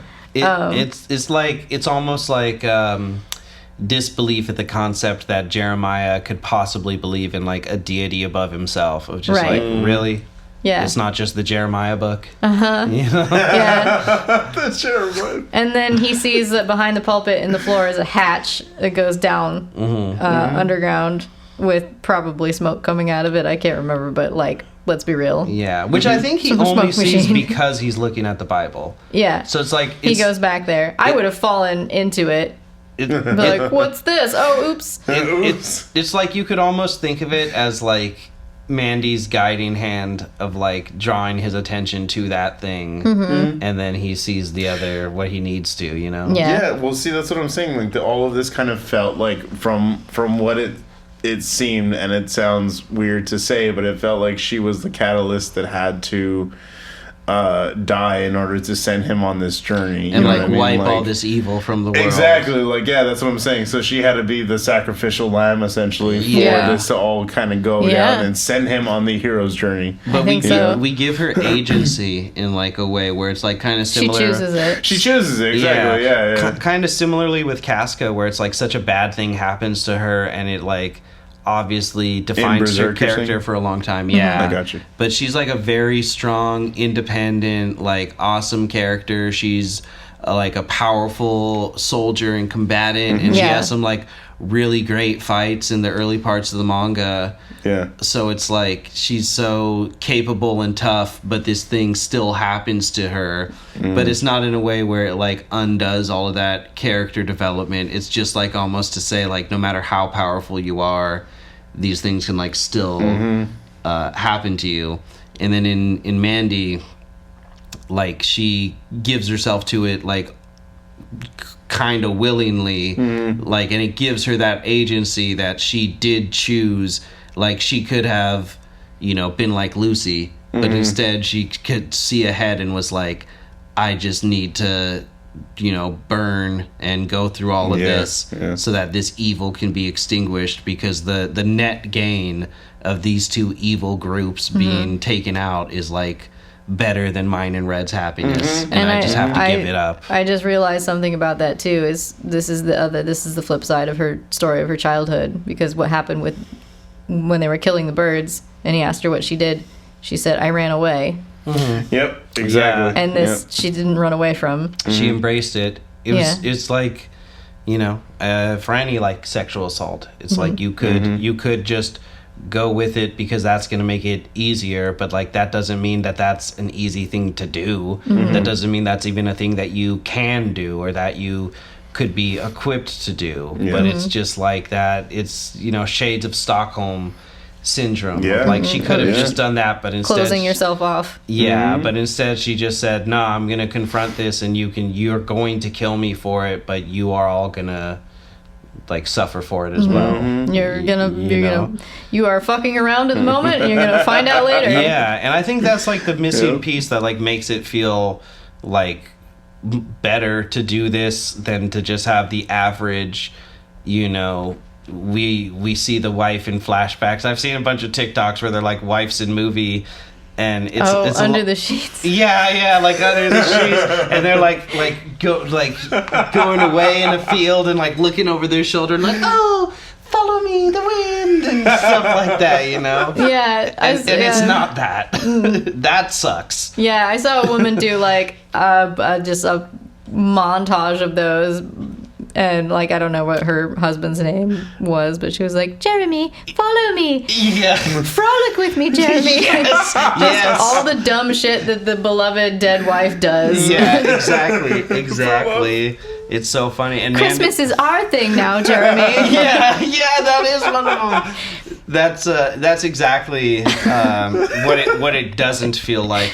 In this movie. It's like she feels like a very specific, unique person. She's like, I'm not gonna be a victim. Like, I'm gonna you're gonna be tormented by knowing that you couldn't shake me up until the moment that my man comes for you. Absolutely, dude.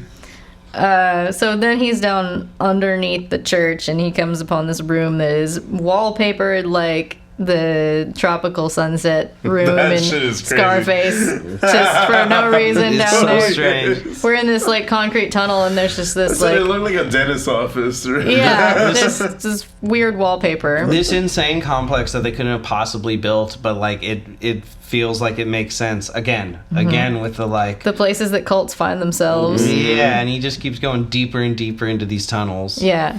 Yeah. And in this room is Olwen, and she's just in there crying, probably because Jeremiah was just really mean to her. And she's just like, oh, my life is so bad. And he comes up to her, and she just like, I don't know, she's like sitting on the floor, and she sort of like crawls onto his chest, and she's just right in his face, and she's like, Jeremiah says that I'm the most sensual lover he's ever experienced because of my sensitivity and empathy. Come over here and let Grandma Death give you a gummer. That's fucking disgusting. I'll take my dentures out.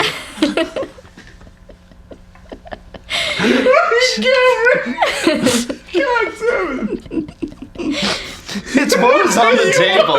It's what was on the table. The vibe was there. Are we vibing? I feel a vibe. Fucking broke. She says, I can anticipate my lover's every move. I meet them like warm waves licking the rocky hard shore. Which none of this is appealing coming out of her face, but No. she's probably telling the truth. Kill recovery. It might be an outdated truth, but like I'm sure Yeah. in her day, Yeah. she was the best of the best. She was breaking them off with a little something. Yeah. And then we just go. He's just looking down at her while she's saying this shit to him. Furious. Yeah. And then we cut to Jeremiah, who's in his underpants in his room at the end of the hall, and he's just like, I don't know, fondling the wall. Yeah. He's just like, He's having himself a time. yeah. I think he might be talking to himself. Something like that. I think at that point he's just more acid than man. Yeah. That's And so funny. I think. Red comes to the doorway, and without turning around, Jeremiah's like, "Come no closer. God is in this room." I love Yeah. that. Just in a shit drenched like tomb. It's just like a wet underground Ugh. concrete room It does. where God is hanging out in his Yeah. tidy whities. Yeah, right. And Red just like tosses Olwen's severed head into the That was room. fucking Yeah, great. I love that. I love I that love reveal that. so much. Just like, are you fucking kidding me? You think that's like, that's what always blows my mind about like, just so much of like just shitty dude bro culture is just like how much coming is worth to them. Yeah. How much one orgasm is worth. Like cheating on your partner to me is just like, really? Coming one time was worth that? Right. That was what you needed. You know what I mean? Like, I don't care how many times it is. Like coming any amount of time. It's like, why is that what like fucking matters? Yeah, why His is that- entire manhood hinges Why on is that it. your spiritual epiphany? That's what makes you feel whole. Yeah. So the idea of like, oh, sorry, we murdered your wife in front of you. I'll suck your dick one time. I Like, love like, that. like I that's love that scene when he that's breaks. supposed to fucking like make it better. Oh yeah, let I'll me. blow you, man. I'll come one time and then I'll just stop being upset about my dead wife. Yeah, Right. all's fair. I came That's once. a Like, good trade. Yeah, I just love his back and forth on confidence and fear. Yeah. Yeah. He's just like, "Don't come in here. This is God's room." And then he sees you down. yeah, he sees the head and he starts screaming because he's like, "Oh my God, a severed head of a person Yeah. I knew." This dude fucking means business, yeah. even though we sick demons on people. Yeah, and then he's like, "You can't harm me. I'm look at what he provides. Look And at it's all of pretty- this. Look at all this wet concrete. Yeah. Look at these underwear." Yeah. And he's like, "It's These all are Calvins, mine." my boy.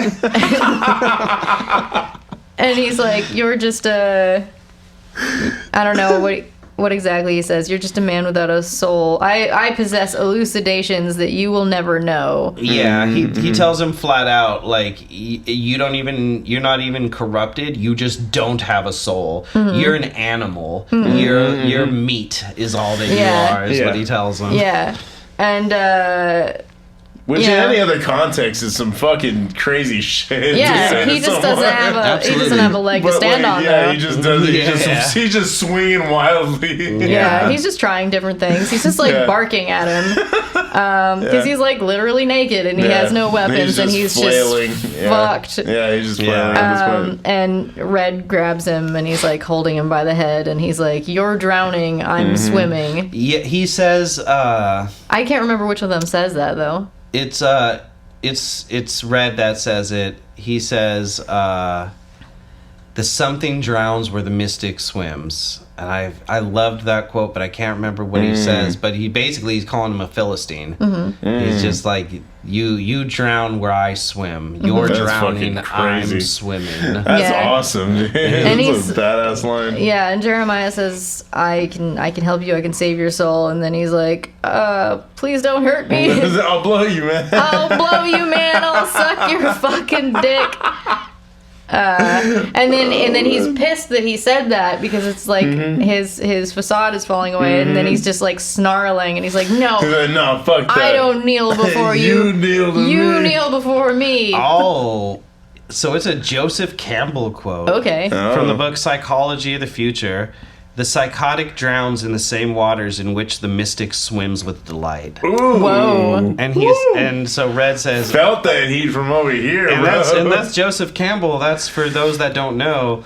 He didn't invent it, but Joseph Campbell is the one who wrote the book The Hero with 100 Faces, which goes into the hero's journey, which is so deeply... Like, literally, that's ingrained in culture now. Yeah, like literally to the point where taught in schools. I wrote a script and did not know the steps of the hero's journey. But afterwards, me and Dylan looked at it and went, we literally did all 27 steps of the hero's journey in this one character's arc. Exactly. Without even it's so It's ingrained. It's fantastic, yeah, dude, but that's what Joseph Campbell is like really, really famous for. Where do you think Red pulled that quote? Is that something Mandy told him? That could It have must been. have been. I feel like It must have been. It has to have been, yeah. Probably just repurposed in a fantasy novel at some point. Which is honestly like your final words to your enemy you get from, your beloved. He's such a And it he's a poetic soldier as of fuck. love. And it comes out in his modulated. A psychotic drowns where the mystic swims. Like he's just so blunt. Good, and he dude. just Yeah. He says, "I'm your god now." Yeah. And he's holding him down, and I get the feeling that he's like literally pushing down just enough that Jeremiah knows he can't stand up. Yeah, Because he's like, it's like, why aren't you like clawing or fighting or doing anything? And I feel like there's just an oppressive force pushing down. He's just like, I can't do shit here. Yeah. Yep. And he just pops Jeremiah's head with his bare hands. Yeah. He pops the eyeballs out. That's so good, dude. And I think he burns the church down. Yeah. Yeah, you have to. Because you have to. You gotta midsummer that shit, dude. Yeah, this is the heavy metal church. It can't not burn. Exactly. It must burn. Yeah. Absolutely. And then he's taking care of everybody. So he gets back in. Well, he gets in the car, the nice car. I don't know anything about cars, so I don't know what it's like some kind of is. Camaro or something. Yeah, like it's got like a muscle car kind of look. Yeah. It's an old muscle car. And he drives it up out of the quarry. This shit And is he's wild. all covered in blood and shit, and he's such a mess. And he's just sort of driving down that country road, the trees on either side. that old dusty trail. Yeah, and he's looking across to the passenger seat, and Mandy is there, and she's looking at him, and she's like having a smoke, and then she's just like looking at him like, my man. Look at him go. Yeah, and then they cut away to the scene of them meeting. At a show, at a metal show, Yeah. which shows, and it's just a grimy little local garage show, like literally in a space like this, and they look at each other, and you can just immediately tell Yeah. there's a connection, and that He was just having a normal night, and then he saw her, and she smiled at him, and it changed everything. yeah. Yeah, and they just have this, and she's got these colored lights on her. She's It's just beautiful, Yeah. dude. It's such a beautiful shot. And then it goes back to the To car, him, and he's just like looking over like crazy. just fucking His- psychotic. Like, That crazy grin with the wide eyes. Full love- Nick Cage face. he's full- good. full vampire's kiss. Yeah. And He totally does. yeah, and she's just riding. She's still in the car, and she's like, yeah. That's And then he's just so like, "Hey." good, dude. And that's that. That's Mandy, dude. And as he's like driving away, like after that, it does show like a shot from the front, and then it pulls up, Pans up, and the and then- sky again is just like all this cosmic like craziness. And like extra planets. Yeah, and there's extra planets and shit. which Yeah, is like- which like it just blew my mind. I was just looking online to see if anyone came to the same conclusion as me, and like so many things are just like he did a bunch of drugs in the middle, so like he probably just passed out, and then they all killed him, and while he was dying he was seeing all these things, and it's just like you too had to make easy. so many jumps to That's get there. too But it was easy, already dude. like that before Yeah, anyone yeah. did drugs. Yeah, It was already crazy. yeah, It just is crazy. yeah. I think what happened is even just off that small taste, he like he's just different now. He's going to be a Black Skull. Yeah. Like, he has forever been altered, and he's going down this trajectory. That's interesting. I like that read on that. Yeah. He has acid vision now. Yeah, that's very interesting. Like, to the point that, like, you know, like you guys said, like, we see extra planets in the sky and all this stuff, and it's just... He is literally just on another plane of existence for the rest of his life, and he's just gonna, like, go around covered in blood. Like, how is he gonna, like... do anything? He's probably just gonna like live out this revenge fantasy for the rest of his life and just continue to like see Jeremiah and them and like think that that's what he's doing is like continuing this crusade. Like, wild. He's not coming back from what he's experienced. That's crazy. Yeah, I like that read on that. That's actually a pretty, because I like it being like, we don't know. It's sprinkled with drugs, but there's still a very obscured view of reality going on from the jump. You know what I mean? Yeah. So we're not really sure what is fantastical and what is real. You know? Because like the bikers are explained. They're explained that it's literally guys who were just fucking given a shit ton of acid and never came back. It was never the same again. It's just, it messes with you because they seem so much like they're actual demons. Exactly. And then there's like these demonic artifacts that for sure have some sort of power, like to the point where the sword doesn't kill him. It instead like gives him this heroic charge to like get through these things. The horn, you know, maybe it doesn't necessarily like truly summon them, but it like seems to awaken something in them at least. Like it's like a like willful possession. Like they've like become like the perfect vessel for like these like violent spirits or whatever. I saw someone else online be like, oh, what it is he's worked through the loss, so like he's gonna go off on this and like live the rest of his life. And I'm just like, has he? No. I don't think so. He absolutely did not work through. Like, the last shot he's of him, hallucinating his wife. The last shot of him hallucinating her, I think, really cements the fact that he's just gone. Like, he has a full break from reality. He held on to his sanity just long enough to like live out this mission and get vengeance for her. Get the job done. It's pretty much. I mean, it's very similar to the English ending of Brazil. I don't know if you guys have seen Brazil. Well, then I won't tell you what it is. Terry Gilliam movie, right? There's an English ending and there's an American ending, and we were, you know, America's like, we need that happy ending. Interesting. But there are two versions that don't end in the same spot. Interesting. Yeah, no, I mean, this movie is fucking fantastic. I feel it was absolutely necessary for us to do a video for this one. Oh, yeah. Because, you know, this was too special of a fucking movie. Yeah. Like, I think there was a zinger also of her drawing on the table. Yeah, at the end. She did this really great drawing of him. Very, very in his cute. tiger shirt. Yeah. Being a hero. And it's funny too how like the tiger shirt kind of like foreshadowed that like, I don't know, like this animalistic connection that he has because of her. That like when he showed up, I don't know. It's like, I don't know if the chemist is still alive or what after he saw him, you know, but it kind of seemed like at that point he was like, I sense these things in you and like whatever happens. Like putting the gun back, like just being like, go ahead. But I think it was still kind of significant that it was a Luger because that like... Well, again, we got like the whole, when we're talking about MK Ultra and shit, they got Nazi scientists to make acid. It was literally like, that's how acid was created. Yeah, and I guess I should say Luger is a German gun. I'm pretty sure it predates the Nazis, but also like Nazi officers had Lugers. It was the choice of weapon for them, so yeah, like you're fine. It is synonymous. What, are Nazis gonna come for us now? Fucking do it, I wish they fucking would. Do it, bitch. I wish they fucking would. Evelyn's like, please don't. No comments. They just hate crime us and look at Evelyn like, you're cool.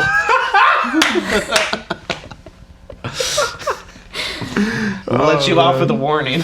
Let you off. Oh man, so I mean, we're gonna get into rating this one because I think it's about that time. 7 out of 6. Wow. I don't know. I guess, Am I allowed to do that? No, I don't think so. Hey, but we'll do what you want.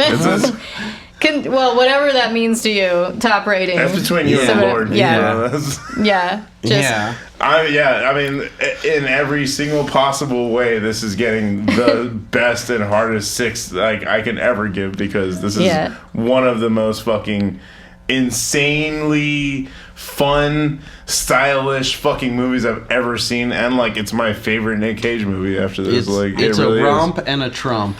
Absolutely. I don't know what that means, but yeah, absolutely. But you're right. But you're right. Yeah. What about you? Yeah, I think I'd give it a 6 as well. Absolutely. Like I said, I kind of went back and forth on like, man, like we're doing this plot, but like it ends up being so much more, and like in this weird ass way, like I see why it's called Mandy, because like she really is like the most protagonistic force of like, similar to like, it's funny, they're all Jesus freaks, and then she ends up having like the actual like Jesus experience of giving herself up for the greater good, and exactly, and like kind of Red too, you know, like he's never gonna be the same, and it's a badass film. Absolutely, dude. Absolutely. It's a nice orgy of blood and drugs. It is. It really is, and it's a love letter to all things that like literally like heavy metal and the joke, but like rock and like things in that vein. Like this really feels like someone who loved these types of things and just wanted to do a movie with all of these things. And it doesn't take itself too seriously. It still manages to be serious. Super important, because if this movie was played too straight, it would not work. Yeah. It would not. Absolutely. What do you got for us? Mandy 2018 is as close as we're ever going to get to a live action Berserk movie. Badass main character clothed in black, effeminate long-haired messianic figure. Main character uses a big-ass fuck-all sword. Supernatural accursed object used to summon. Group of supernatural psychos clothed all in black in pain. That's so funny. Goblins, Cheddar versus Berserk Goblin. Cheddar. Main character suffers a terrible setback via the woman they love and becomes rage incarnate to get revenge. And then, it's just a bunch of nerds being like, all I could think about was Berserk the whole time. There's definitely a connection. Yeah, it's fantastic. I mean, that again, this is as close to like a perfect sort of like hero's journey thing that you can get, like an example of this where like it uses the tropes but in a different, unique way. You know, it's so interesting. It's so fucking chef's kiss of a movie all the fucking way, bro. Oh yeah. But do you have a question prepared for us? Yeah, I kind of answered it myself earlier on accident, but what was your first show that you can remember? Oh, my very first show actually was Slipknot when I was 16. Not bad. R.I.P. to Joey. Oh, yeah, R.I.P. Joey. That's, broke my heart. Yeah, absolutely. 2009 at the Inglewood Forum, and it was their All Hope Is Gone tour cycle. So it was my very first show. I got to go see my favorite fucking band at one of now my favorite venues, and it was life altering. I mean, it was just that thing that instilled my love of music and like performance, like being such an important part of the show, like giving someone an actual spectacle when they go on, which is, part of the reason why I even took up the moniker of sideshow, is because it's like, I like giving a memorable experience to people, you know what I mean? So it's like, I mean, obviously, look at me. Yeah. I'm not an easy watch, but shut your mouth. But I loved that aspect of like pure spectacle and performance. It was just like that. It's just like giving you all you like your money's worth and so much more. You know. So that was my very first one. I'd loved Slipknot for my entire life. I got it tattooed. Did you see the? Did he go upside down? Yeah. Nice. Oh yeah. That was. I got to see him in the height of all of that, and that was with the original lineup. It was with he did the upside down thing. It was fucking. That's wild. It was one of the best shows of my life. Nice. Absolutely. Dude, Helen, what the fuck? I don't know for sure, but I think my best guess would be Brave Combo. Is my earliest memory of seeing a group at a show, which I'm not very good at music genres, but I guess like polka rock. That's interesting. Awesome. That's great. Yeah. That is a brave combo. Yeah. I'm seeing a lot of things listed, some of which I can't pronounce. Salsa, rumba, cha-cha, two-step. Zydeco. What the fuck? That's great, Merengue, dude. ska. It definitely some ska. Tejano. Fuck yeah. Wait, They're really good. I'm looking them up right after this. Yeah, That's amazing. I'm pretty sure my uncle They introduced. have an album called Polkatharsis. Yeah. It's good stuff. That's fantastic. That's such a good show. I haven't heard them in ages, but I feel like even now it's like that if you played it, you'd be like, oh yeah, it comes back to you Time and immediately. place. Yep, Yeah. immediately. I love that. And you know what? I love that this movie also is so strongly tied to the music too. Like the music is very much moving this film forward. Like the visuals are trippy in their own right, but the score and the soundtrack, everything is propelling this forward. Yeah. And you can tell they love music. You know what I mean? It means so much to them, and it's beautifully put. I mean, the score is insane. You know, Johan Johansson, like he absolutely nailed the fucking vibe of this movie, and like knows how to keep it moving. You know what I mean? Like, shout out to him, R.I.P. But like that, it really is a perfectly composed movie. It really is. It's so good. Yeah. Yeah. What was your? Did you already say your? Oh yeah, I mentioned it earlier. It was Not So Silent Night, which is like a Christmas concert that a radio station in the Bay Area throws. That's right. Yeah. In San Francisco. And God, fucking Rancid. Oh yeah. Oh, God damn it. And I met The Offspring. No, you didn't. Yeah, That's awesome, I had dude. them sign like a. I just saw them sign like thing. 2 years ago for the first time in my life, and it was one of the fucking coolest shows. They're like. They're a good band for sure, but they definitely have a layer of cheese. Oh, they don't. But it's like enjoyable Again, cheese. you It's don't like take yourself cheddar too goblin. exactly, dude. Like, don't take yourself too seriously. Like, I love that about that band. Oh, that's so good. Yeah, I'm so jealous. They're sick. I'm so It jealous. was a fun time. Well, shoot. I guess it's about that time. I think it's about the time we hit the old dusty trail. time to sing the cleanup song. Man, we're so excited right now. We're gonna go check out Skinamarink. Yeah, in theaters, yeah. Which I'm sure is gonna get its own episode. I'm excited and terrified. I'm positive this is getting its own episode. This is but gonna we're be our just- first time seeing a movie in theater all together. This is gonna it's a be lot of pleasure fun. watch. So I mean, and what a better fucking movie for the three of us to experience for the first time together. Like, Yeah. so good. But yeah, anyway, I mean, next week we're gonna be back with something not as fun. We're Guaranteed not to be as fun. A movie that I never wanted to see again in my life. yeah. And it's not because of gore. It's not because of horrific sexual trauma. It's because of the absolutely wrecked emotional state I find myself in afterwards. We're going to be watching a Studio Ghibli film, which I know So wild, is dude. probably blowing a lot of minds. But you're going to see why it belongs on this podcast. Yeah. We're going to be doing Grave of the Fireflies. You're Now that's a traumatic film. Hell yeah. I'm terrified, intrigued, and excited all at once. it's because it's our first dip into animation. We've never done an animated movie on this movie, on this podcast. So like, I'm very excited about that. I've wanted to introduce an anime movie for a minute, and you know, like Akira, Akira is fantastic. It deserves all the flowers, but Of course. but it's most people's like first anime movie. So like, I wanted to go with something a little more niche. Yeah. And I thought about Perfect Blue, but then I was like, well, I mean, Aronofsky like literally lifts shots from that for a bunch of his movies. Like, Yeah. I feel like that's kind of one people check out. And then I landed on this and was like, yes, this is not only do I think it's a masterpiece, but I think it slots perfectly into this conversation in a way that most people wouldn't consider. Yeah, and which I'm very interested because this isn't going to be our first and only animated movie. Yeah. We're absolutely going to be doing more animated. yeah. We even have some plans for later on. Maybe I'm speaking out of turn here, but Patreon.